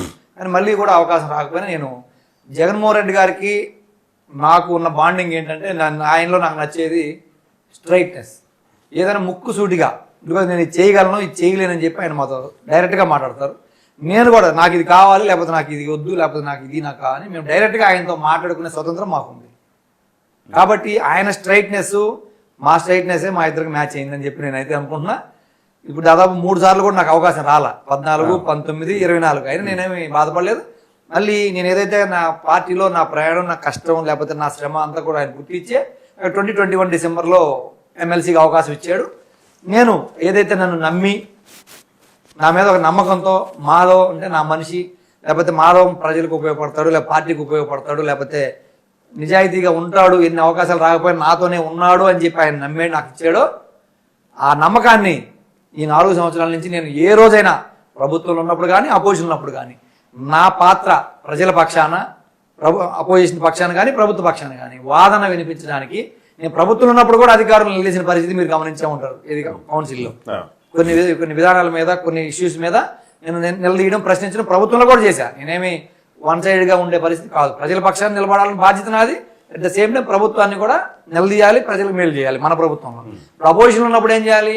ఇప్పుడున్న ప్రభుత్వాన్ని నిలదీయాలి, ప్రజలకు మేలు జరిగే విధంగా లోపాలను బయట పెట్టాల్సిన అవసరం మా బాధ్యత. కాబట్టి నేను చదువుకున్న ఎంఏ పొలిటికల్ సైన్స్, నేను చదువుకున్న చదువు కావచ్చు, లేకపోతే రాజకీయాల్లో ఇన్ని సంవత్సరాల నుంచి నేను ప్రజల నుంచి చూసింది, నేర్చుకున్నది, ప్రభుత్వాల నుంచి చూసింది అన్నిటి కూడా న్యాయం చేయాలనే ఒక ఆలోచనతో నేను ఈరోజు మా ప్రభుత్వం ఏదైతే బాధ్యతలు ఇస్తుందో దాన్ని ప్రజల్ని బ్యాలెన్స్ చేసుకొని నేను ప్రభుత్వం మీద యుద్ధానికి వెళ్తా ఉంది. కానీ జగన్మోహన్ రెడ్డి గారు ఏంటంటే ఆ నమ్మకం మా ఇద్దరి మధ్యలో ఏదైతే ఉందో ఏ పార్టీలోకి వెళ్ళినా ఉండేది అదే. మనం ఏంటి, మనం ఉన్న దగ్గర నిజాయితీగా ఉంటే చాలు అనేది నా భావం. అది ఆ పార్టీలో ఉన్నప్పుడు నిజాయితీగానే ఉన్నాను. ఆ రోజు ఎన్టీఆర్ విగ్రహం పెట్టింది కూడా నేనే కందుకూరు నియోజకవర్గంలో. ఎన్టీఆర్ నేషనల్ అవార్డు కూడా నేనే ఇచ్చారు 2 సంవత్సరాలు. అది అందరూ చంద్రబాబు తెలుసు, ఆ పార్టీలు అందరికీ తెలుసు. కాబట్టి నేను మళ్ళీ ఎప్పుడు పార్టీని బయటకు నిందించలేదు. నేను విధానాల మీదే పోరాడతా. ప్రజల పక్షాన ఏదైనా లూప్ హోల్స్ ఉంటే వాటి మీద పోరాడుతుంది ఏ ప్రభుత్వం మీద అనేది నా నిజాయితీ ఆయనకు తెలుసు. ఆయన నాతో కూడా అలాగే ఉంటాడు కాబట్టి ఫెయిర్గా ఉంటాం కాబట్టి ఇన్ని సంవత్సరాలు మా ప్రయాణం కొనసాగింది. భవిష్యత్తులో కూడా నేను ఇప్పుడు కూడా చెప్తున్నా మీకు, గతంలో కూడా చాలా మందికి చెప్పా, భవిష్యత్తులో కూడా ఎప్పుడైనా నా ప్రయాణం జగన్మోహన్ రెడ్డి గారితో. ఏ ఇబ్బందులు వచ్చినా, ఎన్ని మంచి మేలు జరిగినా, ఏదైనా నాకు అనవసరం. మాకు కలిసింది ఆయన జనం కోసం పనిచేస్తున్నాడు, ఆయన జనం కోసమే పోరాడుతున్నాడు, ఆయనకు అండగా నిలబడాల్సిన బాధ్యత నాదని నేను భావిస్తాను. సరే, 2024 ఎన్నికల ఫలితాలు చూసినప్పుడు ఏమనిపించింది? 151 సీట్లు గెలిచినటువంటి వైఎస్ఆర్ కాంగ్రెస్ పార్టీ 11 సీట్లకి పరిమితం అయిపోయింది. దానికి చాలా కారణాలు ఉన్నాయి. కానీ ఈ మధ్య ఆశ్చర్యంగా ఈవీఎంల మీద ఒక చర్చ జరుగుతుంది. నిజమేనా? ఏం జరిగిందంటారు? అది యాక్చువల్గా అది జరిగిందనేది నాకు కూడా, ఏదో జరిగిందనేది అందరూ తెలుసు. మా జగన్మోహన్ రెడ్డి గారు కూడా చెప్పారు ఏదో జరిగింది, కానీ మన దగ్గర ఆధారాలు లేవు కాబట్టి మనం మాట్లాడలేని పరిస్థితులు ఉన్నామని చెప్పారు. అప్పటికప్పుడు ఏది కూడా బయటికి రాని పరిస్థితి. తర్వాత కొంతమంది కేసులు వేయడం, ఎలక్షన్ కమిషన్కి రికమెండేషన్లు పెట్టడం, ఆధారాలు ఇవ్వమంటే ఇవ్వని పరిస్థితి కూడా చూసాము. కానీ ఈరోజు నేను అడుగుతా ఉన్నా, ఇది ఎటు తిప్పి మాట్లాడాలో అర్థం కాని పరిస్థితి. ఏదైతే చంద్రబాబు నాయుడు గారు ఒక లేని దాన్ని కల్పించి దాన్ని వీళ్ళు చేసిన మిస్టేక్ని ఎదుటి వాళ్ళ మీద తోసేయాలని ఒక దురాలోచనతో, దుర్బుద్ధితో మాట్లాడాడు. అది తప్పు. అది దేవుడు, మనం అందరం ఎన్ని మాట్లాడినా, మీడియా కావచ్చు, ప్రజలం కావచ్చు, రాజకీయ నాయకులు కావచ్చు, దేవుడికి అయితే నిజం తెలుసు. ఎవరు తప్పు చేశారు, ఎవరు మంచి చేశారు ఏందని తెలుసు. ఆయనకి ఎప్పుడైతే ఈ కార్యక్రమం మొదలు పెట్టాడో అక్కడి నుంచి ఆయన పతనం మొదలవటం వచ్చింది. నేనేమనుకుంటున్నా అంటే, ఈ లడ్డు విషయం మీరు అపవిత్రంగా మీరు మాట్లాడిన తర్వాత మీరు ఏ విధంగా ఎన్నికల్లో గెలిచారు అనేది కూడా బయటకు దేవుడే పెట్టాడని చెప్పి నేను అడుగుతా ఉన్నాను. ఎందుకంటే పరకాల ప్రభాకర్ అనే వ్యక్తి ఎవరండి? 14-19 కాలంలో మీ ప్రభుత్వ సలహాదారు. రెండోది, ఆయన మీకు సంబంధించిన మీడియా సంస్థలో అత్యున్నత పదవిలో అత్యున్నత ఉద్యోగం చేసి ఆ సంస్థని ఒక పొజిషన్లో తీసుకెళ్ళడానికి ఆయన శ్రమ కూడా ఉంది. మీ మీడియా సంస్థకు సంబంధించిన ఆయన, మీ ప్రభుత్వ సలహాదారుగా పనిచేసిన ఆయన, మీ కూటమి ప్రభుత్వంలో అప్పుడు కావచ్చు, ఇప్పుడు కావచ్చు, మీ భాగస్వామ్య ప్రభుత్వంలో ఒక పెద్ద కేంద్ర ఆర్థిక మంత్రి హోదాలో ఉన్నటువంటి ఆ మేడం గారికి భర్త పొజిషన్లో ఉన్నాడు ఆయన. అలాంటి మీ అన్ని రకాలుగా మీకు సంబంధించిన వ్యక్తి ఈరోజు మీరు ఎన్నికల్లో ఎలా గెలిచారు? మీరు 5 గంటల వరకు ఎంత పోలింగ్ అయింది, 5 నుంచి 8 గంటల వరకు ఎంత పోలింగ్ అయింది, అర్ధరాత్రి 2 గంటల వరకు ఎలా పోలింగ్ జరిగింది అని ఆధారాలు బయట పెట్టమంటే మీరు 3500 బూతుల్లోనే మీరు ఇది కార్యక్రమం జరిగింది అంటే ఆ డేటా ఎందుకు ఎలక్షన్ కమిషన్ బయట పెట్టలేకపోతుంది? ఈ 3 పార్టీలు, పవన్ కళ్యాణ్ నోరు ఎక్కడికి పోయింది ఈరోజు, చంద్రబాబు నాయుడు నోరు ఎక్కడ పోయింది ఈరోజు, బీజేపీ నోరు ఎక్కడ పోయింది ఈరోజు అని మేము అడుగుతా ఉన్నాం. క్లియర్ ఎవిడెన్స్ ఉంది దీంట్లో. మీకు సంబంధించిన వ్యక్తి అడిగితే దేవుడు మీ సంబంధించిన వ్యక్తితో మీ కుట్రలు బయట పెట్టించాడని చెప్పి నేను నమ్ముతున్నా క్లియర్గా. దానికి ఆన్సర్ చెప్పేద్దాము మీ దగ్గర ఉందా? జరిగింది మాత్రం వాస్తవం. ఎందుకంటే నేనైతే అబ్జర్వ్ చేసి దీని ప్రకారం చూస్తే 100% వీళ్ళు 35 నుంచి 50 సీట్లలో కుట్ర చేసి 6 నెలల ముందే ఒక ప్రణాళిక ప్రకారం చేసి పోయి బీజేపీకి సాగిలపడి మధ్యలో పవన్ కళ్యాణ్ మీడియేటర్ కింద వాడుకొని వీళ్ళందరూ కలిసి చేసిన కుట్రనే అని 100% నేను చెప్పగలను. ఎందుకంటే అసలు అర్ధరాత్రి 2 గంటలకు ఏ పోలింగ్ స్టేషన్లో ఓట్లు వేశారండి? తెలియదు ఎవరికైనా? లేదు.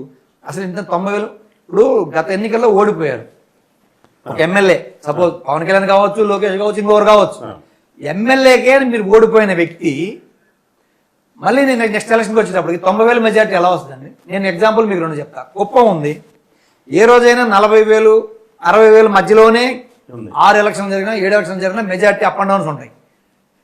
చంద్రబాబు నాయుడు ఓడిపోయిన సందర్భం లేదు, అటు 90,000 మెజార్టీ వచ్చిన సందర్భం లేదు. అలాంటిది మీరు అక్కడ ఓడిపోయి 2 నియోజకవర్గాల్లో మరి నెక్స్ట్ ఎలక్షన్కి వచ్చినప్పుడు మీకు 90,000 మెజార్టీ ఎలా వస్తుంది? మంగళగిరిలో లోకేష్ గత ఎన్నికల్లో ఓడిపోయి నెక్స్ట్ ఎలక్షన్కి వచ్చే 90,000 మెజార్టీ ఎలా వస్తుంది? క్లియర్ ఎవిడెన్స్ కనపడతా ఉంది. ఏదైతే పరకాల ప్రభాకర్ గారు ఏదైతే ఆరోపణ చేస్తా ఉన్నారో ఇది మొత్తం జరగలేదు, స్టేట్ మొత్తం కొన్ని 3,500 బూతులు అని చెప్తున్నాడు. మీరు నియోజకవర్గానికి 100 బూతులు సెలెక్ట్ చేసుకున్నారా లేకపోతే కొన్ని నియోజకవర్గాలే సెలెక్ట్ చేసుకున్నారా అనేది ఇక్కడ క్లియర్గా అర్థమవుతుంది. ఇప్పుడు ఎందుకంటే పులివెందుల్లో కూడా ఎప్పుడు అదే మెజార్టీ రాజశేఖర రెడ్డి గారికి జగన్మోహన్ రెడ్డి గారు, అది కూడా దాటిపోయిందంటే ఓడిపోయిన సీట్ ఎలా వస్తుందండి? మాకు అందుకునే ఉంది. గత ఎన్నికల్లో మాకు 15,000 వచ్చింది, ఈసారి 17,000 ఇటు వచ్చింది. ఏం మార్పు జరిగినా అదే జరుగుతుంది. మా జిల్లా మొత్తం ఎమ్మెల్యేల సీట్లు అయ్యే వచ్చినాయి. కానీ మీకు ఈ కొన్ని కాన్స్టిట్యున్సీలో మాత్రం ఈ 80,000, 90,000, 70,000 మెజార్టీ వచ్చినాయి. అంటే ఈయన చెప్పే 3,500 బూతులు ఆ నియోజకవర్గాల్లోనే టార్గెట్ చేసి వీళ్ళు ఏం మోసం చేసి ఎన్నికల్లో బయటపడ్డారు, గెలిచారు అనేది బయట పెట్టాలి. అంటే మీరు గెలిచినప్పుడు ఉన్న ఈవీఎంలే కదా, మళ్ళీ ఇప్పుడు ఎలా అలిగేషన్ అంటే ఈవీఎం మ్యానిపులేట్ చేశారని నేను అనట్లేదు. ఈ పోలింగ్ ఎలా నమోదైందని అడుగుతున్నాం. ఈవీఎంలో మ్యానిపులేట్ చేశారనేది నేను అనట్లేదు. నేను దాని టెక్నికల్ డేటా నేను అనట్లేదు. ఆయన చెప్తున్న ఆరోపణ ఏంది? 3,500 ఈవీఎంలోనే మీరు ఓట్లు నమోదైనవి. ఎలా నమోదైన అడుగుతున్నాను ఆయన. నేనేమంటాను, నువ్వు 5 నుంచి 8 గంటల దాకా ఎన్ని ఈవీఎంలు నమోదు చేసావు, మళ్ళీ 8 గంటలు 2 గంటల లోపు ఎన్ని ఈవీఎంలో నువ్వు నమోదు చేసావంటే నువ్వు ఏం చేసావు? బ్యాలెట్ బాక్సులు ఎక్కడైతే పోలింగ్ స్టేషన్ నుంచి మీ కాలేజీలకు వెళ్ళినాయో ఆ మధ్యలో చేశారా, లేదా పోలింగ్ స్టేషన్ లో మన ఎక్కడైతే కాలేజీల్లో మీరు పార్క్ చేశారో ఆ పార్కింగ్ లో పోయిన తర్వాత జరిగిందా? ఏమండి మీరు బాక్స్ సీల్ వేసేటప్పుడేమో 20% ఛార్జింగ్ ఉంటుందా, తర్వాత 2 రోజుల తర్వాత ఏమో 90% ఛార్జింగ్ వస్తుందా? అంటే ఛార్జింగ్ ఆటోమేటిక్ గా ఏమన్నా దెయ్యాలు కానీ భూతాలు కానీ లేకపోతే దేవతలు వచ్చి ఏమన్నా ఛార్జింగ్ పెడతారా అండి? పచ్చిగా వీళ్ళ కుట్ర అనేది, కూటమి ప్రభుత్వం కుట్ర అనేది పరకాల ప్రభాకర్ గారు బయట పెట్టారు. మేము మాట్లాడితే రాజకీయ పార్టీ ఆరోపణ అని చెప్పి కొట్టేసే పరిస్థితి ఉంది. ఈరోజు మీకు సంబంధించిన వ్యక్తి మాట్లాడిన దానికి ఈ రోజు వరకు మీ బీజేపీ కానీ మీ జనసేన కానీ మీ టీడీపీ కానీ ఎందుకు నోరు ఎప్పలేదని చెప్పి అడుగుతా ఉన్నా. మీరు దానికి సమాధానం చెప్పండి ఫస్ట్, ఆ తర్వాత మాకు సమాధానం చెప్పవచ్చు. 2029 ఎలక్షన్ లో మాధవ్ ఆప్షన్ ఏంటి? కంటెస్ట్ చేస్తారా? జగన్మోహన్ రెడ్డి మళ్ళీ సీట్ ఇవ్వకపోతే కంటిన్యూ అవుతారా పార్టీలో లేదా? అదేం లేదండి. నేను ఇప్పుడు 3 సార్లు నాకు అవకాశం రాలేదు, అయినా నేను కంటిన్యూ అయ్యాను కదా ఆయనతో పాటే. మేము 2 సార్లు మేము ఆ సీట్ గెలిపించడం కూడా జరిగింది.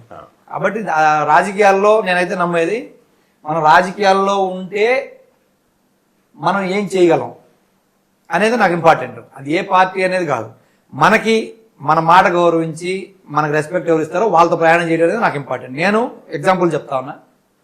మా క్లాస్మేట్ ఒక లాయరు, మా కందుకూరులో మా క్లాస్మేట్ అబ్బాయి చాలా పేద లాయర్, కందుకూరు కోర్టులో పనిచేసుకునే అతను లివర్ పాడైపోయి చనిపోయే పరిస్థితి వస్తే ఒకరోజు నా దగ్గర రావడం జరిగింది. నాకు ఫోన్ చేసి అన్న ఇట్లా ప్రాబ్లం అయింది నాకు అని చెప్పి అడిగితే నేను ఇమీడియట్గా వెంకటగిరి ప్రోగ్రాంలో జగన్మోహన్ రెడ్డి గారు వేరే జిల్లాలో ఉండి తిరుపతి జిల్లాలో నేను ఆ పేషెంట్ తీసుకొని మా ఫ్రెండ్ని తీసుకొని వెళ్ళాను. సార్ దగ్గరికి వెళ్ళి, సార్ ఇట్లా మా క్లాస్మేట్ సార్, మా ఫ్రెండ్ ఇట్లా హెల్త్ బాగాలేదు, లాయరు, పేదోడు, ఆయన రోజు నెల గడిచేదే కష్టంగా ఉంటుంది ఆయనకు వచ్చే ఇన్కమ్ మీద అని చెప్పి నేను చూపిస్తే సార్కి ఆయన లివర్ ట్రాన్స్ప్లాంటేషన్కి వాళ్ళ మిస్సెస్సే లివర్ ఇస్తూ ఉంది. వాళ్ళ మిస్సెస్ కూడా వాళ్ళ అక్క కూతురే ట్రాన్స్ప్లాంటేషన్ చేయడానికి మన హైదరాబాద్ గ్లోబల్ హాస్పిటల్లో 35 లక్షల రూపాయలు కొటేషన్ ఇచ్చారు. అతని దగ్గర ₹1,00,000 లేని పరిస్థితి. 35 లక్షల రూపాయలు నేను అడిగానో లేదో జగన్మోహన్ రెడ్డి గారు 35 లక్షలు శాంక్షన్ చేసి అతనికి లివర్ ట్రాన్స్ప్లాంటేషన్ చేసి అతను హాస్పిటల్ మూడో రోజు అడ్మిట్ అయిపోయి హాస్పిటల్లో ఆపరేషన్ అయిపోయి మళ్ళీ ఆయన తగ్గి ఇంటికి వచ్చి మళ్ళీ కోర్టులో విధులు నిర్వహించిన పరిస్థితి నేను చూశాను. నేను ఒక మాట అడిగితే ఒక పేషెంట్ 35 లక్షల రూపాయలు హెల్ప్ చేస్తే అలాంటి వదులుకొని ఎలా బయటకు వెళ్తారండి ఎవరైనా రాజకీయాల్లో? నేను ఎందుకు రాజకీయాల్లోకి వచ్చాను? నేను ఏదో హెల్ప్ చేయాలని. నాకు వ్యాపారాలు ఉన్నాయి, నేను ఇన్కమ్ ట్యాక్స్, నేను 25 సంవత్సరాల నుంచి ఇన్కమ్ ట్యాక్స్ అసెసింగ్ నేను. కాబట్టి నా వ్యాపారాల్లో నాకు ఆదాయ మార్గాలు ఉన్నాయి. కాబట్టి నాకు రాజకీయాల్లో నేను వేరే స్వార్థం కోసం రాలా. ఎవరైతే నిజాయితీగా పనిచేస్తారో, ఎవరైతే జనం కోసం పనిచేస్తారో, ఈ రాష్ట్ర అభివృద్ధి కోసం పనిచేస్తారో వాళ్ళ వెనకాల నిలబడాలనుకున్నా. ఆ రోజు రాజశేఖర రెడ్డి గారు నాకు బాగా అనిపించింది, వచ్చేసారు.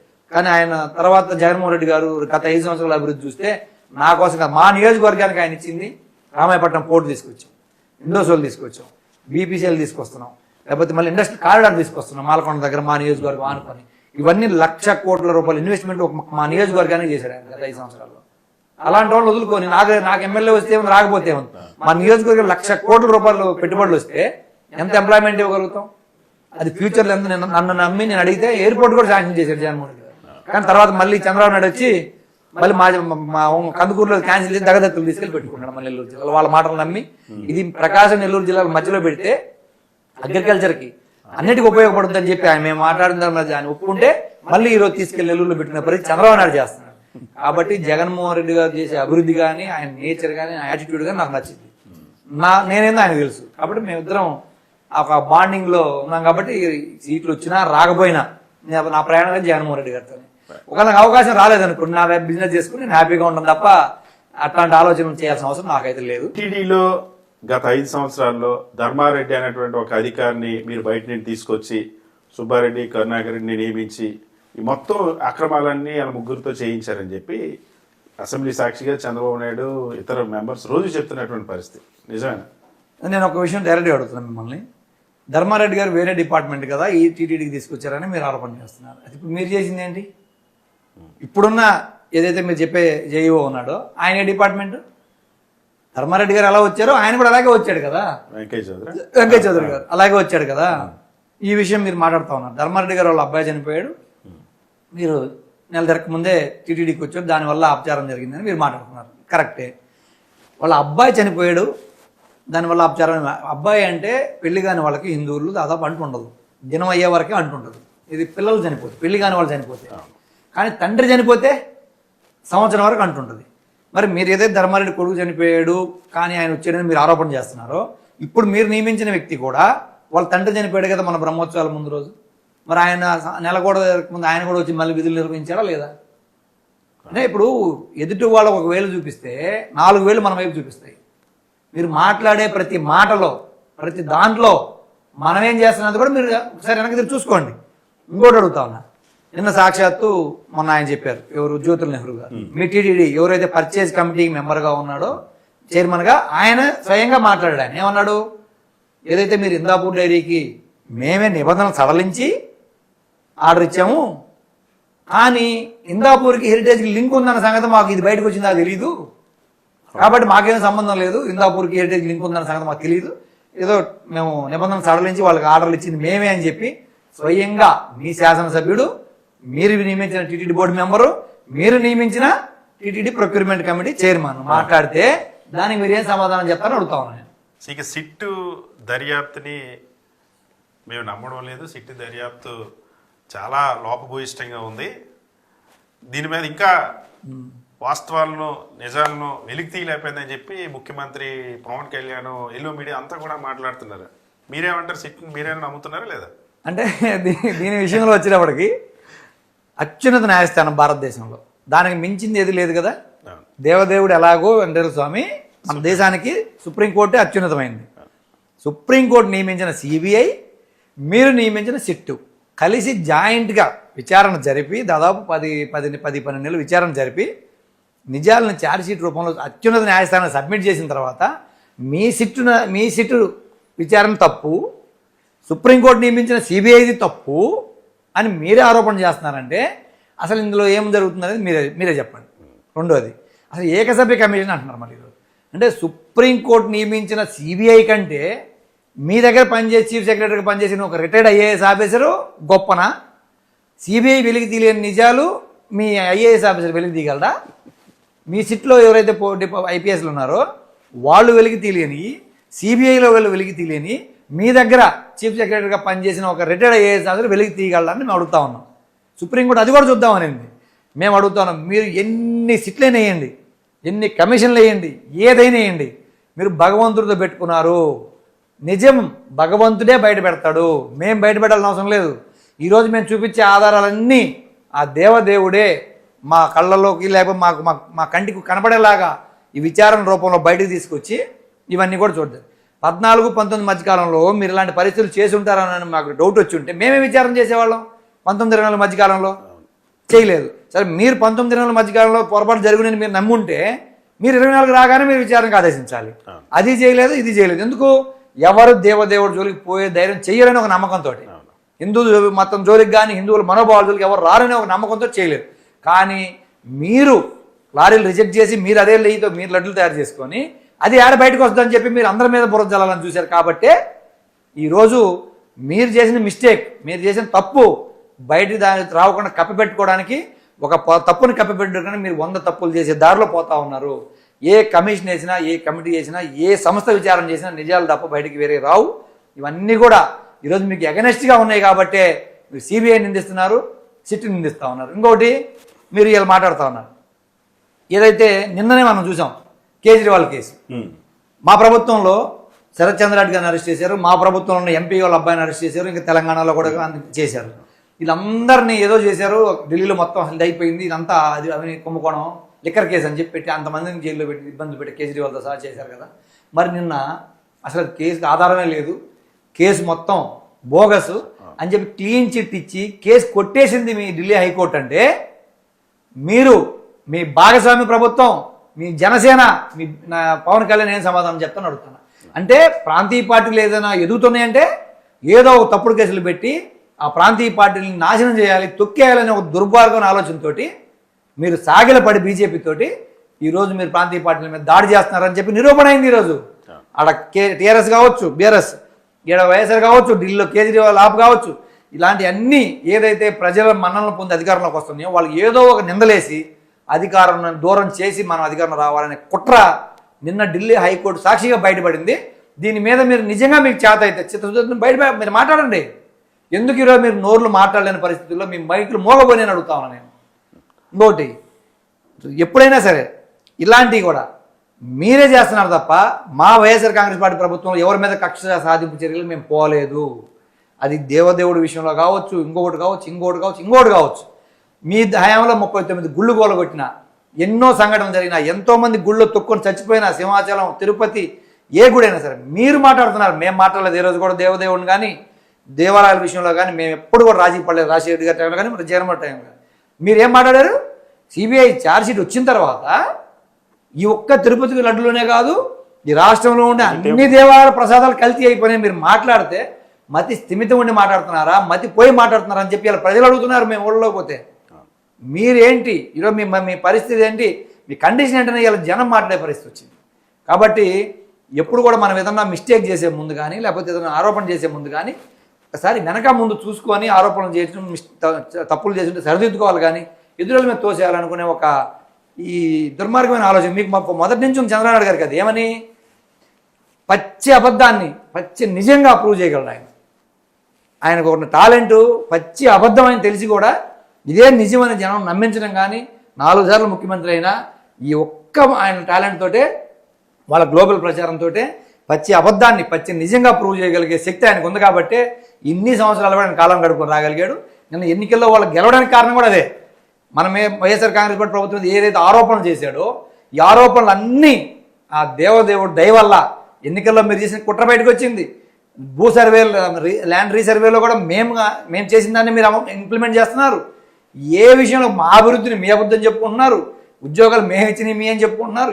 ఏదైనా సరే మీరు ఏదైతే మా మీద ఆరోపణలు చేసి మా మీద నిందలేసి మీరు మోసం చేసి ప్రజల్ని 1,25,000 కోట్ల అబద్ధపు హామీలు ఇచ్చి సంవత్సరానికి మీరు అధికారంలోకి వచ్చారో అవన్నీ మీరు ఫెయిల్ అయ్యారు. అన్నీ బయటకు వచ్చినాయి. మీరు చేసిన ఆరోపణలు అన్నీ బయటకు వచ్చారో ఆ దేవుడే మీది దుర్మార్గంగా మీరు ఎన్నికల్లో గెలిచి బయటకు వచ్చారు. కానీ మీది గెలుపు కాదు అని చెప్పి దేవుడే ప్రూవ్ చేసే పరిస్థితి వచ్చింది. సో ఇంకా టీటీడీ ఆరోపణలో మీరు హెరిటేజ్తో పాటు సంఘం డైరీ మీద కూడా అలిగేషన్ చేస్తున్నారు. దూల్పాల్ నరేంద్ర ఉన్నాడని పొలిటికల్ టార్గెట్తో చేస్తా ఉన్నారా? లేదండి అది. ఎందుకంటే వీళ్ళే ఒక్కోడు బయట పెడతా ఉన్నారు. ఎందుకంటే సంఘం డైరీకి వీళ్ళ కొన్ని లింకులు మాకు తెలియదు ఫస్ట్. యాక్చువల్గా వీళ్ళు ఎప్పుడైతే సంఘం టాపిక్ వచ్చిందో నా దగ్గర ఆధారం ఉంది. సంఘం డైరీ చైర్మన్ దూలిపాల్ నరేంద్ర గారు మీ ఎమ్మెల్యే ఎవరైతే ఆ సంస్థ చైర్మన్గా ఉన్నాడో ఆయనే స్వయంగా పోస్ట్ చేశాడు. మేము తిరుపతి తిరుమల దేవస్థానానికి నెయ్యి తయారు చేయడానికి, లడ్డు తయారు చేయడానికి మేము నెయ్యి సప్లై చేయడంలో భాగస్వాములు అయినందుకు మేము ఈ సంస్థ తరఫున చాలా గర్వంగా ఫీల్ అవుతున్నాం అని చెప్పి ఆయన పోస్ట్ పెట్టాడు. నేను సాక్ష్యం చూపిస్తా. సంఘం డైరీ, వైష్ణవి డైరీ జాయింట్ అని చెప్పి సంఘం డైరీ బోర్డు మీదే ఒకవైపు వైష్ణవి డైరీ పేరు, ఒకవైపు సంఘం డైరీ పేరు ఉంది, లారీల మీద ఉంది, ప్లాంట్లో ఉంది. అసలు సంఘం డైరీ అనేది టెండర్లో క్వాలిఫై కాలేదు, మీరు సప్లై లేదు. అయితే మీరు ఎలా సప్లై చేస్తున్నారని మీరు పోస్ట్ పెట్టారు ఒకటి. రెండోది, అసలు సంఘం డైరీలో ఉన్న మేజర్ ప్రాబ్లం ఏంటంటే సంఘం డైరీ కలెక్ట్ చేసే పాలు మొత్తం గేదె పాలు. గేదె పాలు మీరు కలెక్ట్ చేసుకొని ప్రకాశం, గుంటూరు, కృష్ణా జిల్లాల నుంచి మీకు మేజర్ సప్లై వచ్చేది, మీకు ప్రొక్యూర్ చేసేది. ఈ 3 జిల్లాల్లో ఆవుల శాతం ఎంత, గేదెల శాతం ఎంత? మీరు గేదెల పాలు సేకరించి దాంట్లో నుంచి నెయ్యి తీసి ఆ తిరుమల తిరుపతి దేవస్థానం నెయ్యి లడ్డు తయారు చేయడానికి నెయ్యి సప్లై చేస్తున్నామంటే టెండర్లో నెయ్యి నిబంధన ఉందండి. క్లియర్గా గీ ఇక్కడ కౌగి ఆవు నెయ్యి మాత్రమే సప్లై చేయాలి, ఆవు నెయ్యి మాత్రమే వాడాలని చెప్పి టెండర్ నిబంధనలో ఉంటే మీరు ఆవు నెయ్యి పేరు మీద గేదెల నెయ్యి ఎట్లా సప్లై చేస్తున్నారు మీరు? అసలు ఎంత దుర్మార్గం అంటే ఈరోజు మీరు చేసే తప్పులని బయట పెడుతుంది మేము కాదు, మీరు బయట పెట్టిన వాటిని మేము అర్థం చేసుకొని మీ ముందు ఉంచుతున్నాం తప్ప క్లియర్గా మీరు అర్థం ఎవరైనా ప్రకాశం ఈ 3 జిల్లాల్లో సంగం డైరీకి వచ్చే పాలు గేదె పాల ఆవు పాలు అని అర్థం చేసుకుంటే సంగం డైరీ పోస్టర్ నేను చూపిస్తా, చైర్మన్ గారు పెట్టిన పోస్టింగ్ నేను చూపిస్తా, ఆయన జెండా ఊపి ఆయన లారీ నెయ్యి ట్యాంకర్ తిరుపతికి పంపించింది నేను చూపిస్తాను, అదొక సాక్ష్యం ఉంది. మీరు వైష్ణవి డైరీతో కుమ్మక్కయ్యి ఈ ఏదైతే నాణ్యత లేని నెయ్యి కల్తీ నెయ్యి అనే మాట వాడడం తప్పు, కల్తీ నెయ్యి అనే మాట వాడడం తప్పు. నాణ్యత లేని నెయ్యిని సప్లై చేసింది మీరు వైష్ణవి డైరీ ద్వారా. ఇది ఏఆర్ డైరీ నుంచి వచ్చిన నాణ్యత లేని నెయ్యిని వైష్ణవి డైరీ ద్వారా మళ్ళీ పంపించింది మీరు, ఇక్కడ మళ్ళీ గేదెల నెయ్యి పంపిస్తుంది మీరు. ఇలా మొత్తం ఈ డైరీలు అన్నీ కూడా ఒక మాఫియాలాగా తయారయ్యి ఈరోజు వీళ్ళ వ్యాపారాల కోసం, వీళ్ళ ఆదాయాల కోసం, వీళ్ళ కంపెనీ షేర్లు పెంచుకోవడం కోసం తిరుమల తిరుపతి దేవస్థాన పవిత్రతని, దాని యొక్క నమ్మకాన్ని ఈరోజు వీళ్ళు దిగజార్చే పరిస్థితికి వీళ్ళు వచ్చారు తప్ప మేము ఎవ్వరం కాదు, దేవదేవుడే బయటపెట్టాడని చెప్పేదానికి ఉదాహరణలు ఇయే. థ్యాంక్ యూ సో మచ్ అన్న.